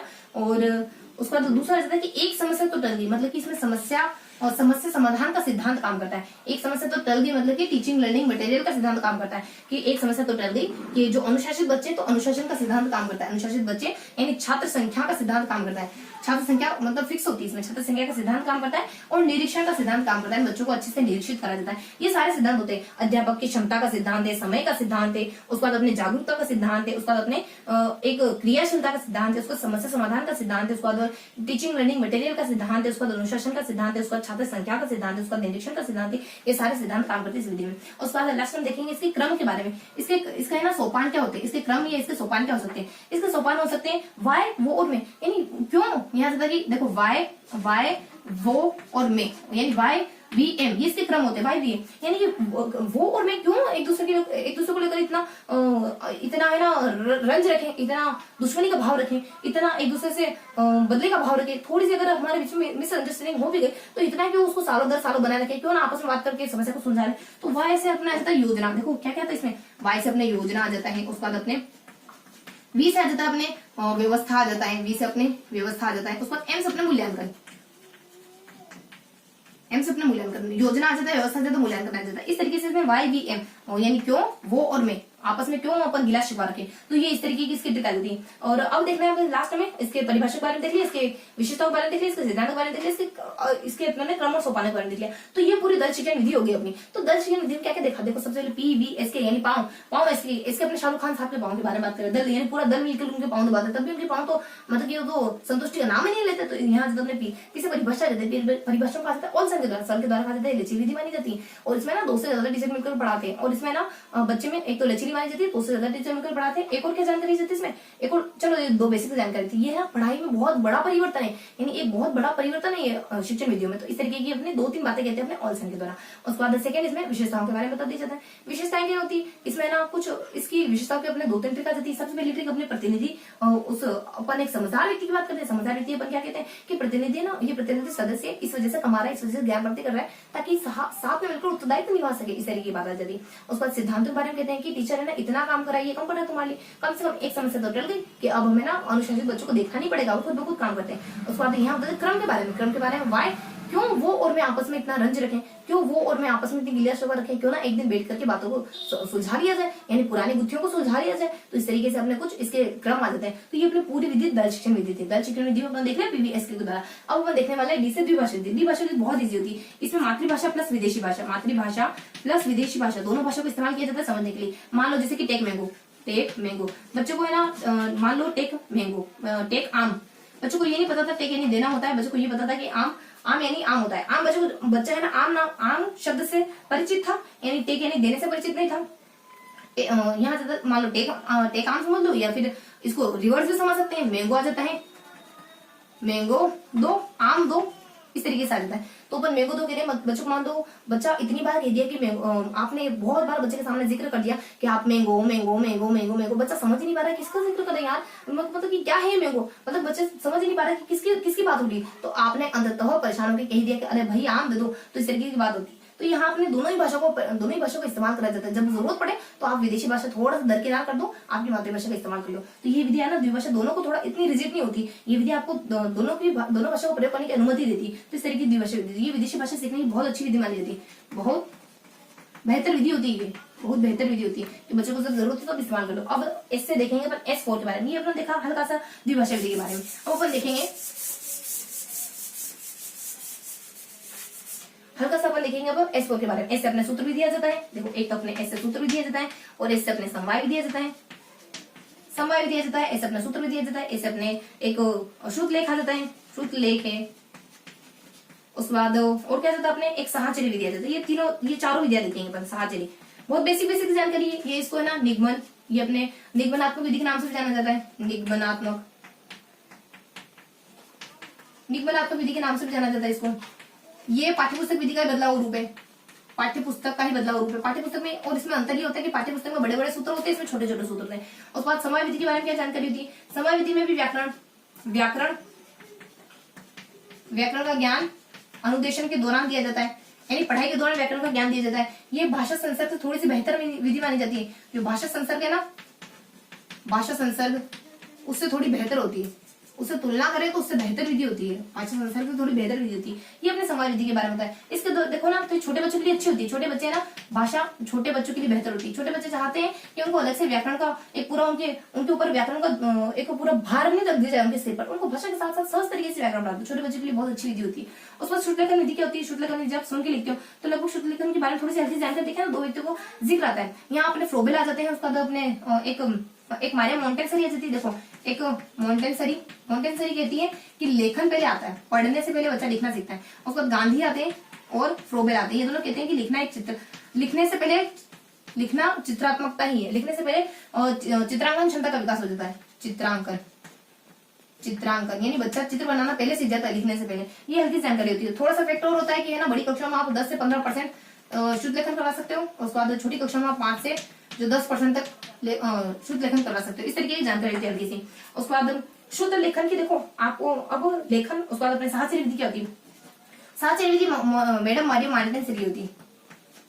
ये क्या होती है, वही साहचर्य, आपके शब्दों को मेरे को साथ में रखा जाता है, शब्द प्लस शब्द व वस्तु, इन दोनों को साथ में रखा जाता है, बच्चों को शब्दों और वस्तुओं को दोनों को बार बार साथ में रखकर और वाचन करना सिखा दिया जाता है किसी भी शब्द का। तो ये अपने S4 की सारी विधियां कवर हो गई। अब अपन देखने वाले हैं डी और आर से। अब देखो शुद्ध लेखन में अपन आए हैं ना, जब अपन लेखन के बारे में अपन बात कर ही रहे तो लेखन के बारे में थोड़ी सी और बात करेंगे अपन। तो अपन थोड़ा सा साक्षरी विधि को रख करते हैं, थोड़ी सी लेखन के बारे में बात करते हैं। मैडम बोले अपने मार्टिन सर को हटा दिया आपने, और यहाँ जब शुद्ध लेखन में थोड़ी सी बात कर लेते हैं कि शुद्ध बच्चों को लेखन सिखा रहे हो ना, लिखना सिखा रहे हो, तो लेखन की कुछ विधियां आप जिक्र कर ही लेते हैं। तो लेखन की कुछ विधियां होती है, जब अपन लेखन पढ़ते तो लेखन की विधियों को थोड़ा सा जिक्र कर लेते हैं। तो यहाँ से लेखन की विधियां कौन कौन सी होती है, जैसे अपने पढ़ने का वाचन का जिक्र करा तो वाचन की विधियां पढ़ी ना आपने, वाचन की विधियां अपने दादा बस करो। तो लेखन की विधियां जाती है अपने यहाँ पे कम पीजी, यहाँ जाता है कम पीजी और बस, और फिर अपने विश्लेषण और संश्लेषण भी ऐसा जाता है। कम पीजी मतलब कि कैसा जाता है, खंडश विधि। खंडश विधि में क्या होता है, बच्चों को टुकड़ों टुकड़ों में लिखकर सिखाते हैं। एरो बना दिया जाता है कि ऐसे बनाओ, फिर ऐसे बनाओ, फिर ऐसे बनाओ, फिर ऐसे, बच्चों को एरो बना के बताया जाता है कि ऐसे ऐसे काम करो। तो याद रखना खंडश मतलब कि बच्चों को तीर के माध्यम से बताया जाता है क्या करना। उसको मार्टेंसरी कहती है कि बच्चों को ना उंगली घुमाने दो। मार्टेंसरी कहती है कि रेत में, मिट्टी में, सब जगह उंगली घुमाने दो। तो ये बात करती है कि बच्चों को ना उंगली घुमा के लिखना सिखाओ, उंगली घुमा के लिखना सिखाओ। उसके बाद पी से पेस्ट्रोलॉजी आ जाती है। पेस्ट्रोलॉजी कहते हैं ऐसे मत सिखाओ, पेस्ट्रोलॉजी कहते हैं कि बच्चों को वर्गीकरण के माध्यम से सिखाओ, वर्गीकरण के माध्यम से सिखाओ। कैसे बच्चों को पहले अ लिखना सिखाना, तो ये बनाना सिखाओ, फिर एक बार उस पर ये बनाना सिखाओ, उस पर ये बनाना सिखाओ, उस पर ये बनाना सिखाओ, यानी वर्गीकरण से सिखाओ। पहले ये वाला वर्ग सिखाओ, फिर ये वाला, फिर ये वाला, फिर ये वाला। इस तरीके से बच्चों को वर्गीकरण तरीके से लिखना सिखा दो। ये सारी चीजें सिखा दो, लास्ट में इसको जोड़ देना। तो उसके बाद जिसे जाता है जेक्टोक विधि। जेक्टोक कहते हैं ऐसे नहीं सिखाना, जेक्टोक कहते हैं कि बच्चों को पहले सबसे पहले वाक्य से इंट्रोड्यूस करा दो, वाक्य के बाद बच्चा लिखता सीखता रहेगा। पहले बड़े बड़े वाक्य लिखा दो, उसके बाद छोटे बच्चा उसमें छोटी चीजों पे जाता रहेगा। उसका यहाँ जाता है विश्लेषण संश्लेषण में सिखाया कैसे जाता है। विश्लेषण में तो शब्द से सिखाया जाता है, मतलब सार्थक इकाई से सिखाया जाता है। और संश्लेषण में छोटे सबसे पहले वर्ण जो अपन सीखते हैं ना, वो वर्ण वगैरह आ जाते हैं। और अपने कम पीछे से अपने जैसे अपने संश्लेषण में क्या जाता है, संश्लेषण में S3 आता है। देखो संश्लेषण में अपने पहले वर्ण सिखाओ, उसके बाद शब्द सिखाओ, उसके बाद वाक्य सिखा देना, उसके बाद वाक्य सिखा देना ऐसे। उसके बाद S3 आता है ना, S3 के बाद अपनी देखो S3 का S1 उधर देख लिया, दो विधियां और इधर देख लेते हैं। तो S से अपने क्या कहते हैं, और S से अपने एक होता है अपने एक तो अपने संश्लेषण विधि होता ही है। उसके बाद अपने एक होता है अपने समान वर्ण विधि, समान वर्ण। ये ना ये किससे अपने जो पेस्ट्रोलॉजी ना उनसे जुड़ी हुई विधि है। पेस्ट्रोलॉजी के समान इसमें ना जैसे समान वर्ण जैसे ट है, ठ है, उसके बाद हमारे ई है, ज है, जो एक जैसे दिखने वाले शब्द है ना उनको बच्चों को साथ में पढ़ा दो। इस तरीके की विधि होती है। उसके बाद समान वर्ण वाली चीजों को साथ में पढ़ा दिया जाता है। उसके बाद अपने एक साहचर्य विधि होती है। साहचर्य में तो बच्चा संवेद, चलो बस अपन दो ही रखते हैं। साहचर्य समय तो अपन पहले पढ़ चुके हैं। साहचर्य यानी बच्चों को शब्द और चित्र साथ में दे दिए जाते हैं। उसका समय दीदी कक्षा में अपने पाठ, ये तो अपने वाचन की विधि होती है, ये अपने लेखन की थोड़ी ना, अपने साहचर्य विधि। ठीक है। तो अपने समान वर्ण वाली विधि होती है जो पेस्ट्रोलॉजी की समान ही होती है। इसमें एक जैसे लिखने वाले शब्द एक साथ लिखने सिखाए जाते हैं। तो इस तरीके की अपने कुछ विधियां होती है अपने लेखन की विधियां। और अब अपन देखेंगे, अपने S4 के बारे में देख लिया, अब अपने को DV और R देखना है बस। और DV देखो अपना साइलेंट है, यहाँ अपने द्वार से कबारी, तो DV तो अपना साइलेंट। अब अपने को R के बारे में देखना है। तो S3 में अपने कौन सी देखिए, पहले अपन क्विक रिवाइज कर लेते हैं। S3 में कौन सी देखिए अपने, देखो S से आपने सूत्र देखा। सूत्र क्या होती है, निबंधात्मक विधि का रूप मानी जाती है। पाठ्य पुस्तक का ही बदलाव रूप है। पाठ्य पुस्तक में बड़े बड़े सूत्र होते हैं, सूत्र में छोटे छोटे सूत्र होते हैं। उसके बाद साहचर्य, आपको शब्द और आपको चित्र दोनों को साथ में लिखना है। मॉन्टेसरी विधि मानी जाती है। समय विधि जब आपको ग्रामर साथ के साथ पढ़ानी, समय विधि भाषा संसर्ग में भी ग्रामर साथ पढ़ाई जाती है, उससे थोड़ी सी बेहतर विधि, छोटे बच्चों के लिए बेहतरीन मानी जाती है। उसके बाद यहाँ से आपने शुद्ध लेखन जो होती है ना अच्छी तरीके से लिखना। अपने गांधी जी कहते हैं, फ्रोबेल कहते हैं कि बच्चा है ना लिखने से पहले चित्र बनाना सीखता है। मेरे मारे मॉन्टेसरी कहती है कि नहीं बच्चा है ना बोलने से पहले लिखना सीख जाता है। और उसके बाद कुछ इफेक्ट आ जाता है कि बड़ी कक्षा में लिखाओ तो 10 से 15% लिखा लो, उसका छोटी कक्षा में लिखाओ तो 5% लिखाओ। छोटे बच्चों को शुद्ध लेखन नहीं, छोटे बच्चों को ज्यादा करवाओ, छोटे बच्चों को अपने 10 से 15 कराओ, बड़ी कक्षा में इतनी जरूरत नहीं तो 5 से 10% करा सकते हो। उसके बाद और बता दिया जाता है कि थोड़ी सी जानकारी होती है तो जब बच्चों को कराना तो पहले से पढ़कर आने को शुद्ध लेखन करा दो। उसके बाद यहाँ अपने बस कम पीजी और ये अपने कुछ ऐसे बस सारी विधियां होगी अपनी। और उसके बाद अपने ना शुद्ध लेखन के बारे में देखा। शुद्ध लेखन के बारे में अपने कुछ विधियां देखी। शुद्ध लेखन की जब लेखन की जिक्र आया तो लेखन की कुछ विधियां देती। कम पीजी का से अपना देता है कि खंडश विधि, उसके बाद M से देता है कम, म से देता है मॉन्टेसरी, उसके बाद P से देता है पेस्ट्रोलॉजी विधि, और G से देता है अपने जेक्टोक विधि, उसके बाद V से विश्लेषण, उसका संश्लेषण के साथ साथ साहचर्य विधि भी देखी अपने। उसका समान वर्ण वाली विधि भी देखी। समान वर्ण वाली जो अपने पेस्ट्रोलॉजी से ही जुड़ी हुई मानी जाती है। इसमें अपने साथ जो एक जैसे दिखाई देता है ना उन वर्णों को साथ में लिखना सिखा दिया जाता है। उसको R से अपने कुछ बताएंगे। देखो R से अपन मौखिकली बता देते हैं कि R से अपने रसा लिखो, थोड़ा सा लिख ही लेते हैं अपन कि अपने यहाँ जाता है रसा स्वादात्मक, र सा स्वा दात्मक, इसमें कुछ होता नहीं, रसस्वप्न क्या होता है, काव्य में इसका प्रयोग करा जाता है, काव्य वगैरह जब पढ़ाया जाता है तब इसका प्रयोग करा जाता है। इसमें ना बच्चों से बीच में प्रश्न भी पूछे जाते हैं कि बच्चे सही ध्यान से सुन रहे कि नहीं सुन रहे। बच्चों को कुछ है ना, कुछ कंठस्थ, कुछ कविता कहानी कुछ कंठस्थ करवा दी जाती है, ताकि बच्चा है ना जब टीचर ना हो तब भी आसानी से वो बच्चा है ना उनको बोल बोल के आनंद प्राप्ति कर सके। तो इस तरीके की कुछ विधि होती है, और इसका मेन जो एम होता है वो आनंद प्राप्ति होता है, आनंद प्राप्त होता है। तो इस तरीके का हल्का सा जिक्र होता है अपने रसस्वप्न के बारे में। तो ये अपनी सारी विधियां कवर हुई, यानी अपने ए आ जाता है, उसके बाद हमारे पीवी आ जाता है, उसके बाद अपने 10 आ जाता है। ए बीवी 10 दे के तो वापस कब आ रही, तो द्वार पे कब आ रही। तो अपने इन सारी विधियों को अच्छे से कवर कर लिया। अब विधियों के बाद अपन क्या पढ़ने वाले, अपन कोष्ठों के बारे में पढ़ने वाले। कोष्ठों के बाद क्या देखने वाले अपन, हल्का सा जिक्र देखने वाले अपन अपने निदानात्मक परीक्षण के बारे में और उपचारात्मक परीक्षण के बारे में। अब अपन क्वेश्चनों को देख रहे हैं, फटाफट से अपन क्वेश्चन कवर कर देते हैं, बहुत हल्के से है, ज्यादा देखना नहीं अपने को, क्वेश्चन को देखना है। यानी हिंदी भाषा सीखने के कुछ कौशल होते हैं, कौन से 4 कौशल होते हैं हिंदी भाषा सीखने के। अपने श्रवण आ जाता है, सुनना आ जाता है, उसके बाद मौखिक अभिव्यक्ति मतलब बोलना आ जाता है, उसके बाद अपने पठन आ जाता है या फिर वाचन आ जाता है, पठन या फिर वाचन आ जाता है। लास्ट में अपन लेखन कौशल के बारे में हल्की सी जानकारी देख लेंगे। देखो इसमें अपने को है ना लेखन कौशल, देखो इसमें अपने को बेसिक जानकारी दिखनी है, श्रवण के बारे में थोड़ा सा ज्यादा देखेंगे अपन, उसके बाद थोड़ा सा वाचन के बारे में देखेंगे, उसके बाद अपन मौखिक यानी मौखिक अभिव्यक्ति के बारे में थोड़ा सा हल्का सा जिक्र आएगा, थोड़ी सी जानकारी देखनी है। उसके बाद लेखन के बारे में बिल्कुल 1-2 नाम देखना है, इसमें भी एक नाम देखेंगे अपन, एक भाषाविद का नाम देखेंगे, इसमें भी एक भाषाविद का नाम देखेंगे। थोड़ी सी जानकारी यहाँ लेंगे, थोड़ी सी जानकारी यहाँ लेते हैं। तो 1 बाय 1 अपन शुरू करते हैं। तो यहाँ जाता अपने श्रवण के बारे में, श्रवण क्या जानकारी होती है श्रवण के बारे में।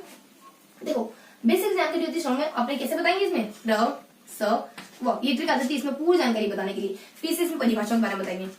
परिभाषा उमा कहती है, उमा परिभाषा है उमा, ये कान लगाकर सुनना ही मेरे अनुसार सुनना है। उसके बाद ऐसे आ जाता है इसमें कि श्रवण में 3 शक्तियां पाई जाती है।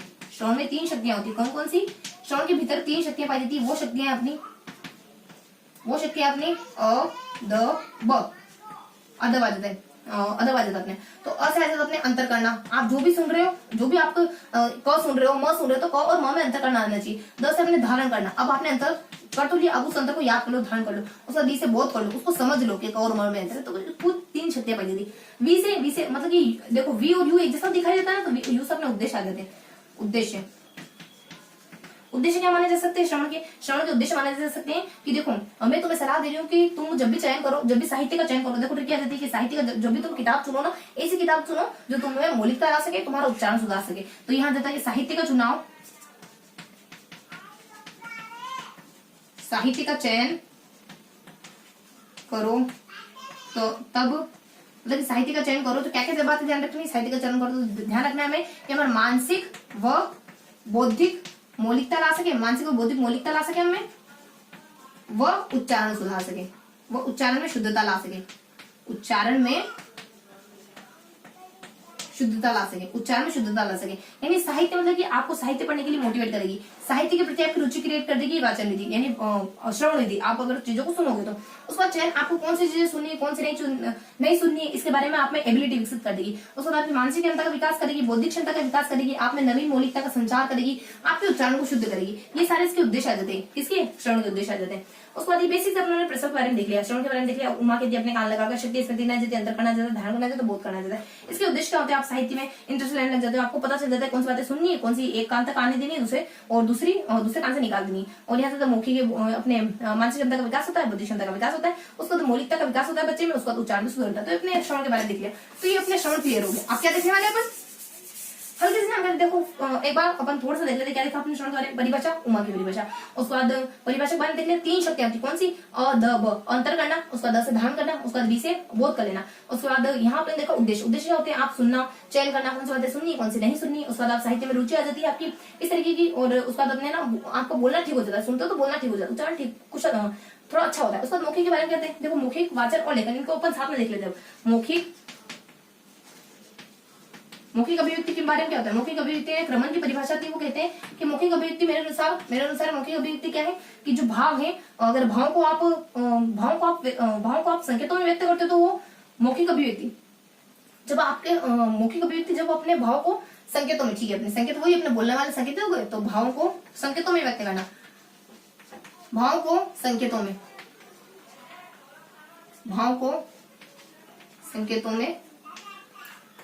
में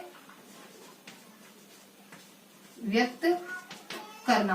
रमन कहते हैं कि मौखिक अभिव्यक्ति वो होती है जब आप भाव को संकेतों में व्यक्त करते हो। यही कहते हैं रमन, भाव को संकेतों में व्यक्त करना। यहाँ जब अपने अपने भाव को व्यक्त करना। मौखिक अभिव्यक्ति में भाव को व्यक्त करना नहीं, बस संकेतों में नहीं, संकेत तो अपने लिपि हो जाएंगे ना, सिर्फ भाव को व्यक्त करना। ये कहते हैं भाव को व्यक्त करना, रमन के द्वारा कहा जाता है भाव को व्यक्त करना, भाव को व्यक्त करना। देखो संकेत तो अपने लिपि चिन्ह हो जाएगा ना, फिर बस इतना ही कहते हैं कि भाव को व्यक्त करना अपने मौखिक अभिव्यक्ति कहलाती है। उसके बाद ये कहते हैं ना कि आप बच्चों को कैसे कराओगे, तो केवी यानी कविता के माध्यम से व प्रश्नों के माध्यम से बच्चों को आप बोलने के लिए मोटिवेट कर सकते हो। कैसे करोगे, और भी कर सकते हो, वाद विवाद से कर सकते हो, उसके बाद आप प्रश्नावली के थ्रू कर सकते हो, उसके बाद भाषण के थ्रू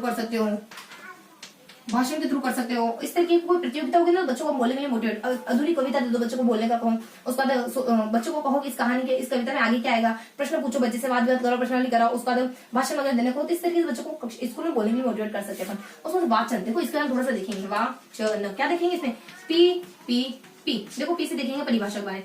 सबसे पहले इसमें परिभाषा के बारे में देखें, 3 परिभाषा आती है। एक तो अपने उमा आ जाती है, अपने देखो थोड़ा सा साउंड ऑफ कर देती हूँ। हाँ तो फ्रेंड्स देखो बीच में थोड़ा सा साउंड क्रिएट हो गया था, इस वजह से थोड़ा सा डिस्टर्बेंस हो गया, तो मे भी आपको ज्यादा बुरा नहीं लगा होगा। तो अपन कंटिन्यू करते हैं। तो कहाँ थे अपन, देखो अपन थे वाचन शिक्षण पर। तो अपने क्या क्या देखा, अपन है ना अब कौशलों पे आ चुके थे। कौशलों पे अपने कौशल के बारे में देखा, श्रवण के बारे में देखा, मौखिक वाचन के बारे में देखा, उसके बाद लेखन के बारे में देखा। तो यहाँ पे उन्होंने कुछ मौखिक अभिव्यक्ति के बारे में थोड़ी हल्की सी परिभाषा देखी थी कि रमन के द्वारा कहा जाता है कि आपके भाव होते हैं ना, उनको अभिव्यक्त करना ही हमारे मौखिक अभिव्यक्ति कहलाता है। और इसमें ना बच्चों को बोलने के लिए मौखिक अभिव्यक्ति कैसे मोटिवेट करोगे, आप बच्चों को कविता वगैरह बोलवाओगे, कविता वगैरह अधूरी कविता सुना दोगे बच्चों को, अब तुम कंटिन्यू करो। बच्चों को कह दिया एक बार एक राजा था डैश डैश, अब बच्चों को कंटिन्यू करना है। उसने कुछ इस तरीके का काम करा था और अब उसको क्या सजा मिलनी चाहिए, इस तरीके से है ना बच्चों को कैसे कैसे बोलने के लिए मोटिवेट करा जाता है। उसके बाद यहाँ प्रश्न पूछे जाते हैं, भाषण वगैरह आ जाता है, वाद विवाद आ जाता है, कोई भी कहानी वगैरह बच्चों को जो बोलने के लिए ज्यादा से ज्यादा मोटिवेट करे, इस तरीके से आप काम करोगे। उसको तुमने वाचन के बारे में बता देते। देखो यहाँ अपने वाचन के बारे में जिक्र होता है, कुछ परिभाषा देखो पी से होता है। पी से क्या क्या जानकारी होती है, पी से अपने परिभाषा हो जाती है, किसके द्वारा परिभाषा दी जाती है, उमा के द्वारा दी जाती है, फिर अपने माया के द्वारा दी जाती है, फिर अपने सुरेंद्र के द्वारा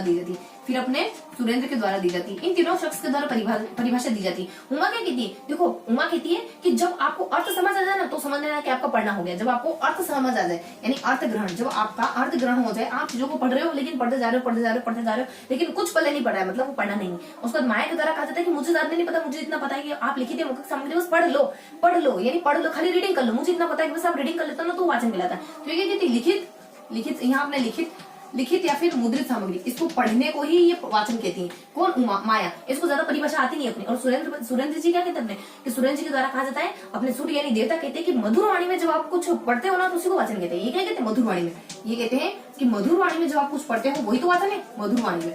तो मधुर वाणी में जब आप कुछ पढ़ते हो तो ये वाचन है। इस तरीके से अपने पीपीपी के द्वारा 3-4 परिभाषा आ गई। पी से देखो, पी से कुछ आवश्यक बातें थी, वो पी से शुरू होती है, इस वजह से पी लिखा, कुछ आवश्यक बातें, परिभाषक पोर्शन।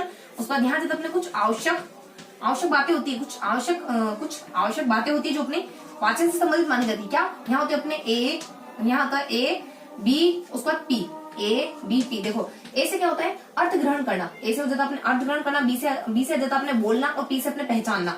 यहाँ जाता अपने अर्थ ग्रहण करना, यानी कि जब आप अर्थ ग्रहण करते हो तब समझना कि आप पढ़ रहे हो सही से। उसका यहाँ जाता आपने बोलना, यानी आपको बोलना आना चाहिए, जो भी आपके शब्द वगैरह जो भी आपको लिखा हुआ है ना, इसी तरीके से उसको आपको सही से प्रोनाउंसिएशन करना आना चाहिए, और पहचानना। ये 3 बातें जुड़ी हुई वाचक से आवश्यक रूप से। ये तो कुछ हल्की सी जानकारी होती है कि अपने कौन सी ऐसी चीजें हैं जो अपने आवश्यक शर्तें हैं जो अपने वाचन से जुड़ी हुई, इनके बारे में इतना कुछ अपने माइंड नहीं करना है, बस थोड़ा सा मेमोरी में याद रखना है। उसके बाद पी, उसके बाद पी से क्या जाता है, प्रकार। देखो इसको थोड़ा सा डिटेल से देखना है। पी से क्या जाता है, प्रकार। बेसिकली अपन देखेंगे प्रकार, इनको अच्छे से देखना है। वाचन के प्रकार कितने होते हैं, वाचन के बेसिकली 2 प्रकार माने जाते हैं। कितने, 2। एक तो अपने स्व वाचन, जब आप बोल के पढ़ते हो बच्चों की तरह, है ना, लेकिन बच्चों की तरह पढ़ने से हमें चीजें बहुत अच्छी तरीके से याद होती है। हम अगर बहुत ज्यादा बड़ों की तरह ट्रीट करते हैं, नहीं, हम तो एकदम सभ्य होकर पढ़ेंगे, एकदम व्यवस्थित तरीके से पढ़ेंगे, यानी गर्दन भी नहीं हिलाएंगे, एकदम व्यवस्थित तरीके से, जैसे कि कोई अफसर पढ़ रहा है। देखो इस तरीके से पढ़ना हमें चीजों को याद नहीं कराता है। जब आप अपना होल हार्टली देते हो ना, तो हो सकता है आप बहुत सारी बचकानी ट्रिक बना लो, लेकिन वो ट्रिक आपको याद हो रही है, आपको सेटिस्फाई कर रही है, आपको अच्छी लगती है, आपको इस तरीके से याद होता है, तो वैसे याद करो। तो यहाँ जब अपने स्व वाचन आ जाता है, उसके बाद यहाँ जब अपने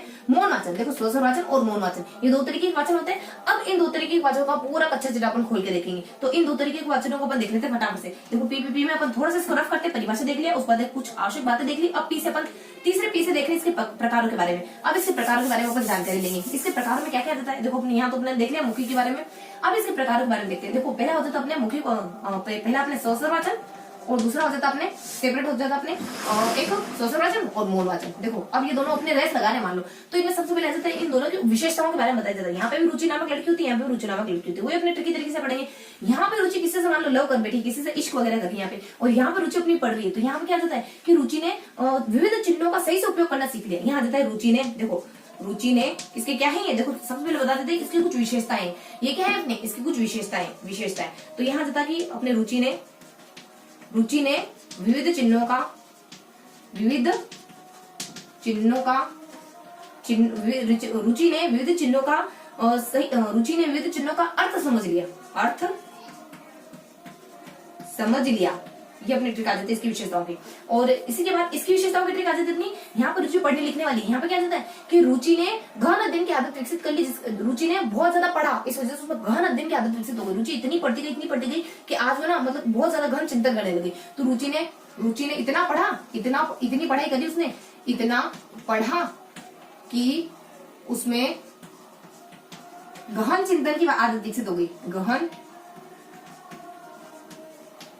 चिंतन की आदत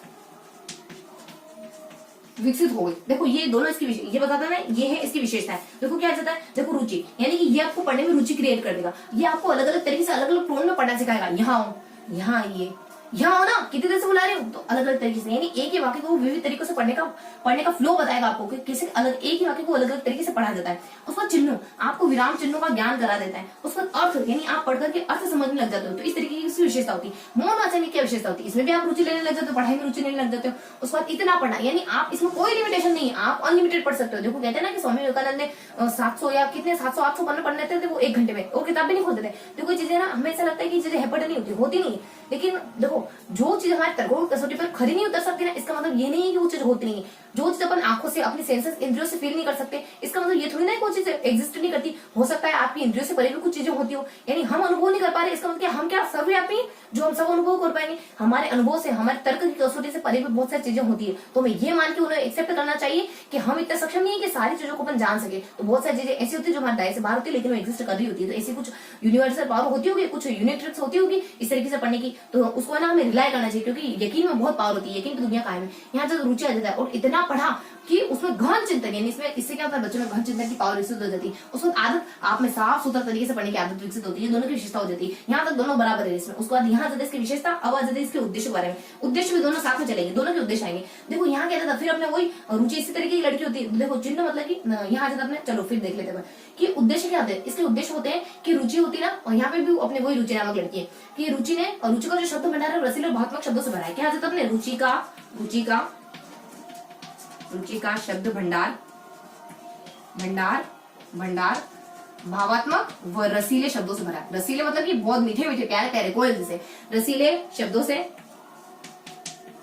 से भरा है, रसीले और भावात्मक शब्दों से भरा है, और इस वजह से वो आत्मविश्वास में रहती है।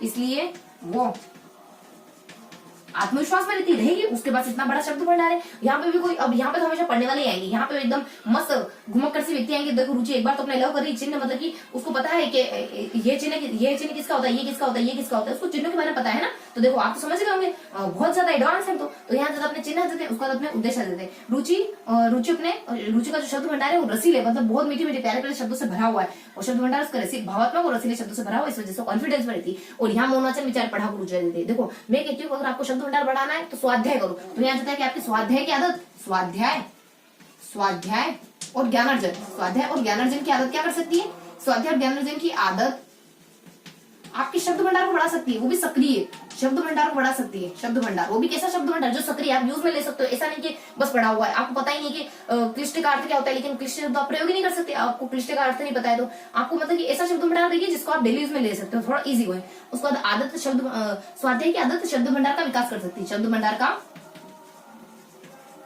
विकास। देखो यहाँ आ जाता है रुचि, रुचि का शब्द भंडार, वही अपने इसका उद्देश्य बच्चों को है ना रुचि क्रिएट कराना पढ़ने में। उसके बाद इसका उद्देश्य आपके शब्द भंडार में इनहेंस करना है, शब्द भंडार को बढ़ाना है। और भावनात्मक, यहाँ आ जाता है कि ये अपने बच्चों को ना भावात्मक रूप से पढ़ाई से जोड़ती है, यानी आप जब बोल बोल के जोर से गा के पढ़ते हो ना तो भावनात्मक रूप से पढ़ाई से अटैचमेंट भी करने लग जाता है। रसीले मतलब कि इसमें भावनात्मक मतलब रस, बच्चा है ना इसमें रस लेने लग जाता है इस तरीके से पढ़ने में। उसके बाद शब्दों से भरा हुआ इसलिए आत्मविश्वास में रहती है। रसीले शब्द वो अपने शब्दों से साइलेंट। उसके बाद इस वजह से आत्मविश्वास, इस तरीके से पढ़ना आप में आत्मविश्वास क्रिएट कर देता है। इस तरीके से पढ़ना आप में शब्दावली को इनहेंस करता है। आपके बहुत सारे शब्द आपके मतलब आगे जुड़ जाते हैं। आप जब गा के बोल के इस तरीके से पढ़ते हो ना तो शब्दावली आपकी बढ़ती है।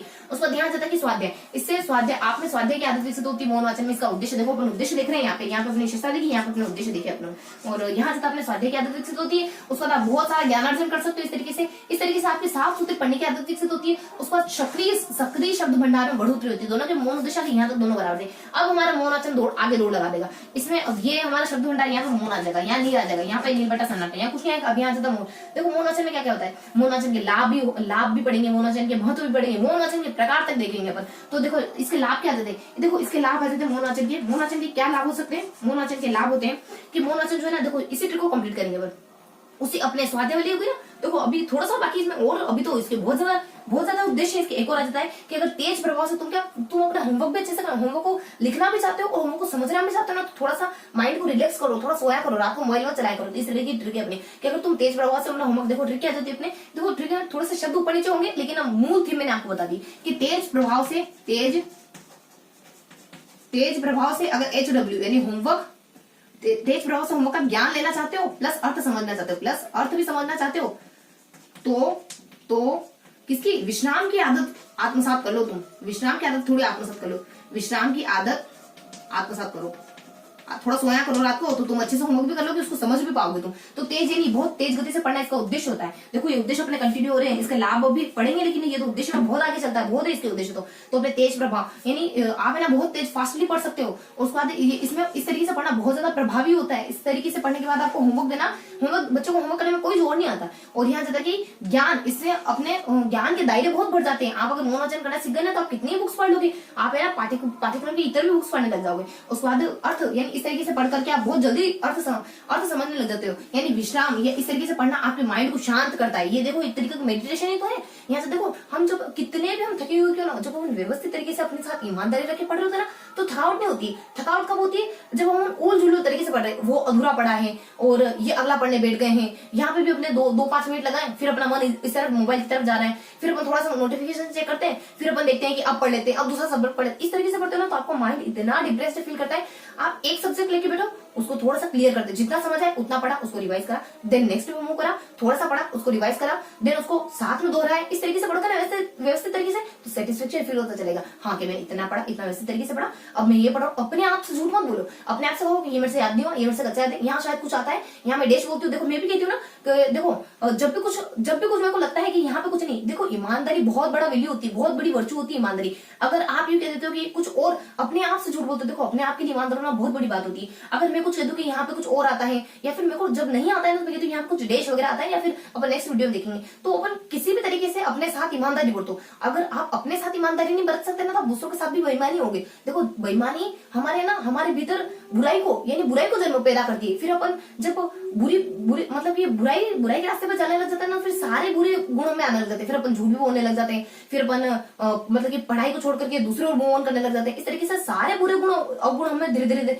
डेवलप होने लगते हैं, एक के बाद एक। तो इस तरीके से सबसे पहले अपने प्रति ईमानदार हो, उसके बाद दूसरों के प्रति ईमानदारी दिखाओ, है ना। क्योंकि अगर अपने प्रति ईमानदार है तो क्या खाक दूसरों के प्रति ईमानदारी दिखाएंगे अपन, ऐसा हो ही नहीं सकता। अगर काला चश्मा लगा के दुनिया को देख रहे हो ना, दुनिया कभी आपको साफ सुथरी दिखने वाली, कभी आपको रंगीन दुनिया दिखने वाली। अगर आपने चश्मा व्हाइट पहना है, ट्रांसपेरेंट पहना है, तब जाके आपको दुनिया इतनी रंगीन दिखेगी जितनी वास्तव में है। तो यहाँ जब आपने तेज प्रभाव से और ज्ञान, उसके बाद अर्थ, तो विश्राम की आदत आत्मसात करना, इसमें आप बहुत सारे विषयों को अच्छे से आत्मसात करने लग जाते हो। तो यहाँ अपने कुछ इस तरीके के इसके उद्देश्य होते हैं, देख लिया इसके उद्देश्य। अब इसमें अपने विशेषताओं को देख लिया, अब इसमें उद्देश्य के बारे में देख लिया। अब अपने मौन वाचन थोड़ा सा और आगे बढ़ जाता है। अब अपन मौन वाचन को थोड़ा सा रफ कर देते हैं। मौन वाचन में और भी जानकारी आती है अपनी। देखो मौन वाचन में और क्या जानकारी होती है, मौन वाचन में और जानकारी होती है इसके लाभ क्या है, इसके महत्व क्या है, इसके प्रकार क्या है। अब इसके लाभ देख लेते हैं। मौन वाचन के लाभ क्या होते हैं, मौन वाचन के क्या क्या लाभ हो सकते हैं। देखो मौन वाचन के लाभ होते हैं, इसमें पूरी ट्रिक देखेंगे। मौन वाचन के लाभ होते हैं, लाभों के लिए ट्रिक क्या जाती है।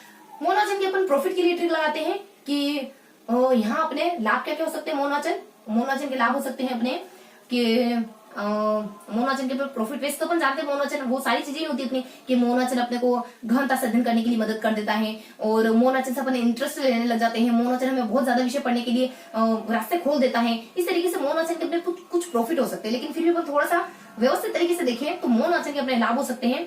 और यहाँ पर शब्द बैठा के बारे में बताते हैं। हाँ, और मोनाचन में अपन क्या कहते हैं प्रॉफिट के लिए कि आप है ना, देखो मैं एक बात बताऊं कि हमें चीजें बहुत जल्दी से और बहुत लंबे समय तक चीजें याद हो सकती है। मतलब चीजें बहुत आसानी से याद हो जाती है और बहुत लंबे समय तक याद हो जाती है अगर अपन फास्टली पढ़े, अगर अपन समझते हुए पढ़े। ये मैं नहीं कहती, ये सभी लोग कहते हैं, ये सभी का विचार इस तरीके अपने मोनाचन की ट्रिक आ जाती है।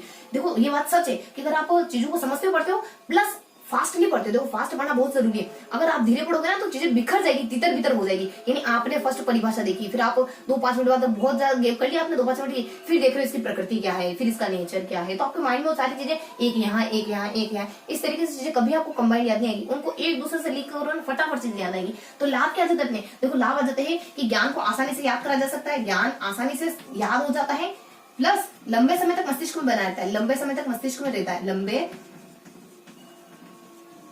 समय तक ज्ञान आसानी से याद हो जाता है, ज्ञान लंबे समय तक मस्तिष्क में भी रहता है।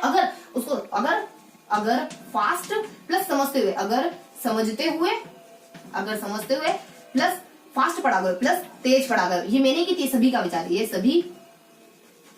सभी का विचार यही है। देखो इससे क्या है, इसके सारे लाभ आ जाते हैं। उस पर इसके महत्व भी देख रहे हैं आप लोगों, तो पहले इसके लाभों को क्लियर कर लेते हैं। यानी इससे ज्ञान प्राप्ति के नए मार्ग खुलते हैं, आसानी से आप चीजों को समझने लगते हो, लंबे समय तक चीजें इसमें याद रहती है और लंबे समय तक आप एक ही बार में बैठ के पढ़ भी सकते हो। और अगर समझते हैं इसमें ना चीजें बहुत अच्छे से समझ आती है, बहुत तेज गति से आप पढ़ सकते हो, ये इसके लाभ है। उसको आसानी से इसमें विचारों का संगठन होता है, आपके विचार भी बहुत सारे पारावार के रूप में आपके दिमाग में आ जाते हैं। जब आप टहलते हो, चुपचाप शांत रहते हो ना, शांति में मन में बहुत ज्यादा पावर होती है, आपके विचार इतने सारे उमड़ने लगते हैं कि उन विचारों में आपके जीवन की सारी समस्याओं का हल हो जाता है उन विचारों से, अगर अपन थोड़ा सा शांत रह के एनालाइज करें तो। यहाँ ज्यादा महत्व के बारे में देखो, महत्व क्या होता है इसके, महत्व की अपनी ट्रिक आ जाती है। और यहाँ अपने महत्व की कुछ ट्रिक होती है कि आप उसको आप अगर विसल क्या होती है, आप अगर अगर आप उस लड़की के पास जाकर, मतलब उस लड़की के सामने देखकर विसल बजा दो ना, तो मैं आपको 100 रुपए का इनाम दे दूं। मुझे पता है आप में इतनी हिम्मत है ही नहीं, आप में इतना साहस है ही नहीं कि आप उसके पास जाकर विसल बजा के आ जाओ। उसको मतलब कि अपन देखो थोड़ा माइंड नहीं करना है और उसको जाकर थोड़ा सा परेशान करके आ जाओ। एक बिल्कुल ऐसे एक अपनी माधुरी दीक्षित की मूवी ना, क्या है देखो वो मूवी, एक माधुरी दीक्षित और पता नहीं कौन उनके साथ कौन रहता है। हाँ, उसमें सेम ऐसी मूवी रहती है कुछ, माधुरी दीक्षित कुछ ऐसा बेट लगाती है और अचानक से वो हीरो आ जाता है और फिर उसको ऐसा कुछ देखो याद आ गया मेरे को। और फिर है ना उसमें कुछ उसको माधुरी दीक्षित अपनी बेट हार जाती है और फिर इस तरीके कुछ मूवी थी, बहुत अच्छी मूवी थी। तो याद आप अगर विसर देखो एपी आ जाता है, एपी से क्या जाता है, आप से क्या जाता है, देखो आ से आ जाता है, इसमें अर्थ ग्रहण कर लिया जाता है, इसमें चीजों को आत्मसात कर लिया। इसका महत्व क्या है, इसमें चीजों का अर्थ हमें समझ में और से अपने अर्थ समझ आ जाता है, और से अपन अर्थ समझ जाते हैं, और से आत्मसात कर लेते हैं चीजों को, उस पर पीछे इसमें अनलिमिटेड पढ़ सकते हैं। यानी अगर ये आदत विकसित कर ली तो आपको पढ़ना बहुत ज्यादा अनलिमिटेड हो जाएगा। उसके बाद अगर तो अपना ए साइलेंट है यहाँ पे, अपना अगर में ए साइलेंट है, उसके बाद जी मतलब आप गृह कार्य दे सकते हो बच्चों को आसानी से। उसके बाद जी से आप गहन अध्ययन करने लग जाते हो, जिसे अपने गृह कार्य, जिसे अपने गहन अध्ययन। र से इसमें ना रस आ जाता है रुचि, यानी जब आप इस तरीके से पढ़ते हो तो आप में रुचि डेवलप हो जाती है। उसके बाद वी सल, देखो वी से आ जाता है इसमें विचार, यानी इसमें आपके विचार बहुत ज्यादा उन्नत होने लगते हैं इस तरीके से पढ़ते हो तो। उसके बाद एस से आ जाता है, इसमें एस से आ जाता है सारांश वगैरह आ जाता है, और मतलब आप इसमें ना चीजों को सार के रूप में समझते हो। उसके बाद इसमें स्पीड बहुत, देखो एस से क्या क्या आ जाता है, इससे अपने थोड़ा सा अपन यहाँ देख लेते हैं, इस दायरे में देख लेते हैं अपन, इसके दायरे में आ जाते हैं। हाँ, तो इससे अपना आ जाता है तो सारांश, यहाँ आ जाते हैं अपन थोड़ा सा अपने इस वाले सौराचन के दायरे में आ जाते हैं। इससे आ जाता है अपने सारांश, यानी इस तरीके से पढ़ते हो ना, आप चीजों को सार के रूप में पढ़ लेते हो, चीजों को स्पीडली पढ़ लेते हो, स्पीड से पढ़ लेते हो। उसके बाद संक्षेप करना सीख जाते हो, चीजों को शॉर्ट में करना सीख जाते हो, इस तरीके से पढ़ते हैं। ऐसे अपने ये सारी बातें आ जाती है। ऐसे मतलब कि इसमें लालसा, अगर आप इस तरीके से पढ़ते हो तो हमें पढ़ने की लालसा विकसित होती है, लालसा पढ़ने की भूख पैदा हो जाती है। पढ़ने की भूख बहुत अच्छी होती है, कुछ लालच बहुत ज्यादा अच्छे होते हैं, जैसे दाग अच्छे होते हैं ना, वैसे कहीं लालच भी अच्छा होता है। तो इस तरीके से अपने आप अगर उस लड़की के सामने जाके विसल बजा दो ना, तब मैं आपको मान जाओगे हाँ बंदे में दम है। लेकिन मेरे को पता है आपसे होने वाला नहीं है। तो यहाँ से आप अगर रिजल्ट है ना, देखो अच्छी बात है बुरी बात है, लेकिन अपन तो सिर्फ ट्रिकी तरीके से देख रहे हैं यहाँ पे। तो यहाँ से आपने महत्व देख लिया आपने, इसके लाभ देख लिया, इन 2 पायदानों में इससे आगे निकल जाता है। अब इसके प्रकारों के बारे में देखना है, 3 पायदान में इससे आगे, लाभ में आगे, महत्व में आगे, प्रकारों में आगे। ये भाई सब तो खाली अपने विशेषताओं पर और ये अपने उद्देश्य पर जाकर ठहर गए और इनसे आगे यहाँ तक आगे पहुंच गए, है ना। यहाँ जाता अपने इसके प्रकार के बारे में, अब इसके प्रकार के बारे में देखेंगे। देखो इसके प्रकार क्या क्या हो सकते हैं, मौन आचरण के प्रकार क्या क्या हो सकते हैं। अब मौन आचरण के प्रकार थोड़े से बड़े होते हैं तो इसमें अपने रफ कर लेते हैं पूरा। तो मौन आचरण के प्रकार क्या होते हैं बेसिकली, देखो मौन आचरण यानी मौन आचरण के प्रकार, मौन वाचन के प्रकार। देखो मौन आचरण के प्रकार होते हैं, मौन आचरण के प्रकार 2 माने जाते हैं। एक तो अपना माना जाता है गंभीर तरीके से पढ़ना और एक द्रुत गति से पढ़ना, एक द्रुत गति से पढ़ना। एक बार ऐसे ही हमारी भिड़ंत हो गई, मैडम ने कहा कि द्रुत यानी धीरे धीरे पढ़ना होता है, और देखो मैंने कहा कि मैम नहीं द्रुत यानी धीरे नहीं होता मैडम, शायद तक फास्टली होता है। तो मैडम माने ही नहीं, मैडम ने कहा कि नहीं वो ऐसा रेफरेंस आ रहा था ना वहां, ऐसा फील होता है शायद द्रुत यानी धीरे होता होगा। तो मैडम रेफरेंस के अकॉर्डिंग कहते गए मैंने कहा कि अपनी हार माने थे, कहते हाँ। पूरी क्लास में किसी बच्चे ने ये नहीं कहा कि द्रुत का मतलब की फास्टली होता है, क्योंकि सब बच्चे अपने मन में समझ रहे थे, लेकिन देखो कोई नहीं चाह रहा होता है कि मैडम को इस तरीके से इंसल्ट करे। तो फिर हमने भी सबने मिलकर हार मान ली और मैडम को एक्सेप्ट कर लिया कि नहीं मैडम सही करे। तो यहाँ से अपने गंभीर रहते तो उसका द्रुत गति आ जाता है। देखो गंभीर, जब आप गंभीरता से पढ़ते हो ना तो आपको क्या क्या बेनिफिट होते हैं। अब अपन गंभीर वाचन के कुछ विशेषताओं के बारे में देखेंगे। द्रुत गति से देखो गंभीर पढ़ते हैं मतलब कि जब आप बड़ी कक्षा वाले बच्चे जब कठिन विषय को गंभीर तरीके से पढ़ते हैं ना तो वो सारी इसकी विशेषता होती है। द्रुत गति से आप उपन्यास वगैरह, नोवेल वगैरह जब मजे के लिए पढ़ते हो तो वो सारी रहती है। इसमें आपको सिर्फ सूचना लेते हो और इसमें आप फास्टली पढ़ते हो, इसमें आप गंभीरता से नहीं पढ़ते हो, इतना अर्थ नहीं समझते हो, आप मजे के लिए पढ़ते हो तब पढ़ते हो। ये जब आपको पढ़ाई के लिए डिप्रेस होकर पढ़ना पड़ता है ना तब पढ़ते हो। तो गंभीर वाचन के लिए अपनी इसकी कुछ बातें होती है कि बड़ी कक्षाओं के लिए होता है, बड़ी कक्षाओं के बच्चे इस तरीके का वाचन करते हैं। उसके बाद नेक्स्ट हो सकता है कि इसमें आप गंभीर विषय पढ़ते हो, गंभीरता से पढ़ते हो। उसके बाद आप इसमें कठिन विषय का अध्ययन करते हो, कठिन विषयों का अध्ययन करते हो। इस तरीके से हल्की सी इसके बारे में जानकारी होती है। उसके बाद सेकेंड द्रुत गति के बारे में जानकारी होती है कि द्रुत गति में अपन बहुत तेजी से पढ़ते हैं, यानी तेजी से पढ़ते हैं अपन। उसके बाद सेकेंडली बता दी जाती है इसमें उपन्यास वगैरह पढ़े जाते हैं। उसके बाद इसमें सिर्फ सूचना ग्रहण करी जाती है, सूचना ली जाती है। उसके बाद अर्थ पर इतना ध्यान नहीं होता है, थोड़ा समझ आए तो ठीक है, नहीं समझ आए तो चलते बनते हैं अपन तो। उसके बाद तेजी से पढ़ते हैं। उसका उपन्यास वगैरह आ जाता है, सूचना वगैरह, अर्थ वगैरह आ जा सकता है। इसमें आपको मानसिक शांति यानी आपकी मानसिक क्षमताओं का, मानसिक शक्तियों का इतना इस्तेमाल होता ही नहीं। देखो मानसिक शक्तियों का इस्तेमाल कब होता है, जब आप अपना 100% देते हो, आप अपना पूरा पोटेंशियल किसी चीज में झोंकते हो ना तब जाके मानसिक क्षमता विकास होता है। फास्टली पढ़ रहे हो और समझ आ रहा है कि यार बस आगे बढ़े जा रहे हो, कहाँ मानसिक क्षमता का इस्तेमाल होता है। जब हमारी 100% मानसिक क्षमता का इस्तेमाल होता है ना तो हमारा माइंड चू चू चू बोलने लग जाता है, यानी हम आधा घंटा 1 घंटा पढ़ने लग जाते हैं तो हमें बहुत ज्यादा मेंटली थकान फील होने लग जाती है। जब तक आपको मेंटली थकान फील नहीं हो रही ना आधे घंटे 1 घंटे पढ़ने के बाद, तब तक समझ लेना आप अपना 100% पोटेंशियल नहीं दे रहे हो। आप अपना 70% दे रहे होंगे, 80% दे रहे होंगे, लेकिन जब हमारा 100% लगता है ना तो हमें भी नहीं पता होता है कि हम इतना फास्ट याद कर सकते हैं। कभी कभी ऐसे ही होता है, हम 1 घंटे से कुछ पढ़े जा रहे हैं, हमारा ध्यान कुछ किसी और तरफ है। हम सोच रहे हैं ये टॉपिक कितना कठिन है, थोड़ा सा हमने दूसरी तरफ से ध्यान हटाए और 10-5 मिनट उसको देखा ना तो इतना सरल तरीके से समझ आ जाता है। फिर अपन समझते अरे ये टॉपिक कठिन नहीं था, हम कहीं और थे, यानी हम अपनी पोटेंशियल लगाए ना तो ये 5 मिनट का भी काम नहीं। तो यहाँ से तेजी से पढ़ना जाता है, उसको उपन्यास आ जाता है, सूचना जाता है, अर्थ आ जाता है, उसको तो अपनी मानसिक शक्ति आ जाता है। बस इस तरीके की बातें होती है इसमें, ये द्रुत गति से पढ़ने वाली बातें होती है। तो अपना देखने वाचन के बारे में, अब अपने कुछ देखना ही नहीं, अब अपने को लेखन के बारे में देखने के बारे में कुछ होता ही नहीं। तो वो लेखन के बारे में देख लेते हैं, यहीं पर थोड़ा सा डिस्कस कर लेते हैं कि लेखन के बारे में क्या होता है। देखो लेखन के बारे में क्या होता है, एक अपने रामचंद्र होते हैं, रामचंद्र के द्वारा कुछ परिभाषा दी जाती है। वो कहते हैं कि जब आप लिपि संकेत, जब आप रेखाओं का या फिर किसी अन्य संकेतों का इस्तेमाल करते हो ना और अन्य संकेतों के माध्यम से लिपिबद्ध करते हो ना किसी चीज को, तो उसी को लेखन कहते हैं। यानी रेखाओं के माध्यम से, प्रतीकों के माध्यम से, चिन्हों के माध्यम से, प्रतीक है, उसके बाद आपके चिन्ह वगैरह है, रेखाएं हैं, प्रतीक है, चिन्ह है, इनके माध्यम से आप जब किसी चीज को लिपिबद्ध करते हो ना तो वही अपना लिखना कहलाता है। रेखाएं हैं, उसके बाद प्रतीक है, उसके बाद आपके चिन्ह वगैरह हैं, इनसे आप जब आप लिपिबद्ध करते हो ना तो वही आपका लिखना कहलाता है। बस इतना सा। उसके बाद ये लेखन के कुछ चरण बताते हैं, क्या बताते हैं, ये लेखन के कुछ चरण बताते हैं। लेखन के इनके अनुसार चरण होते हैं। और राम देखो, राम के पास तो अपने पीसी था ही नहीं, तो एनपीसी क्या था, एनपीसी भाई नहीं है हमारे पास तो पीसी। तो लेखन के कुछ है ना, कुछ आवश्यक बातें हो सकती है, जैसे कि आप लेखन सीखते हो ना तो किस किस तरीके, ये अपने ना तरीके हो सकते हैं, लेखन के तरीके हो सकते हैं। यानी आप कैसे लिखना सीखोगे, एन से आप है ना, एक तो एन से अपना जाता है, पी से अपने प्रतिक्रिया, सी से अपने चर्चा, और एन से आ जाता है आप एक नमूना, यानी किसी से आप है ना फॉर्मेट वगैरह लोगे, उसको देख देख के आप कोई रचना कर रहे हो। एन से प्रतिक्रिया, यानी समाज में कुछ हुआ है, मान लो बाल विवाह हो रहा था, बाल विवाह को लिखना शुरू कर रहे हो, यानी कि क्रिया के फलस्वरूप प्रतिक्रिया कर रहे हो। उसके बाद सी से आ जाता है आप चर्चा वगैरह, आपस में किसी से आपने चर्चा करी बड़े व्यक्तियों से, और चर्चा वगैरह कुछ करके आप टीचर के साथ चर्चा वगैरह करते हैं, फिर लिखना शुरू कर रहे हो। तो इस तरीके से इसकी हल्की से जानकारी होती है कि रामचंद्र आ जाते हैं, वो कहते हैं लिपिबद्ध जिन कठिनाई चीजों को लिखना कहलाता है। तरीके आ जाते हैं मतलब एनपीसी, एन से अपना आ जाता है कोई नमूना लेके लिखने जाता है, मतलब कि फॉर्मेट कोई अपना एक सैंपल वगैरह। उसके बाद पीछे आ जाता है प्रतिक्रिया, क्रिया के प्रति आप रिस्पॉन्स देते हो और लिखना शुरू कर देते हो, चर्चा आपस में वाद विवाद करके चर्चा करके लिखना शुरू कर देते हो। तो इस तरीके से अपने लेखन के बारे में हल्की सी जानकारी देते थे। यहाँ अपने क्वेश्चनों के बारे में, वाचन के बारे में देखा जो कुछ नहीं होता है। यहाँ पे एक व्यक्ति आ जाते हैं रमन, वो कहते हैं परिभाषा देते हैं कुछ और चले जाते हैं। उसके बाद यहाँ अपने लेखन के बारे में रामचंद्र शुक्ल आते हैं, परिभाषा देते हैं और चले जाते हैं। उसके बाद थोड़ा सा मौखिक विधि के बारे में अपना फिर अपना ठीक है अपने यहाँ देखा ना रामचंद्र, तो अरे थोड़ा सा मिस हो गया, तो यहाँ अपने रामचंद्र वाला देखा, वो अपने रमन आते हैं और परिभाषा देके चले जाते हैं। यहाँ अपने रामचंद्र तो परिभाषा देके चले जाते हैं। अब यहाँ पे और यहाँ पे थोड़ी हल्की हल्की जानकारी दी थी। यहाँ पे अपने श्रवण के बारे में क्या क्या देखा, श्रवण के बारे में परिभाषा के बारे में देखा,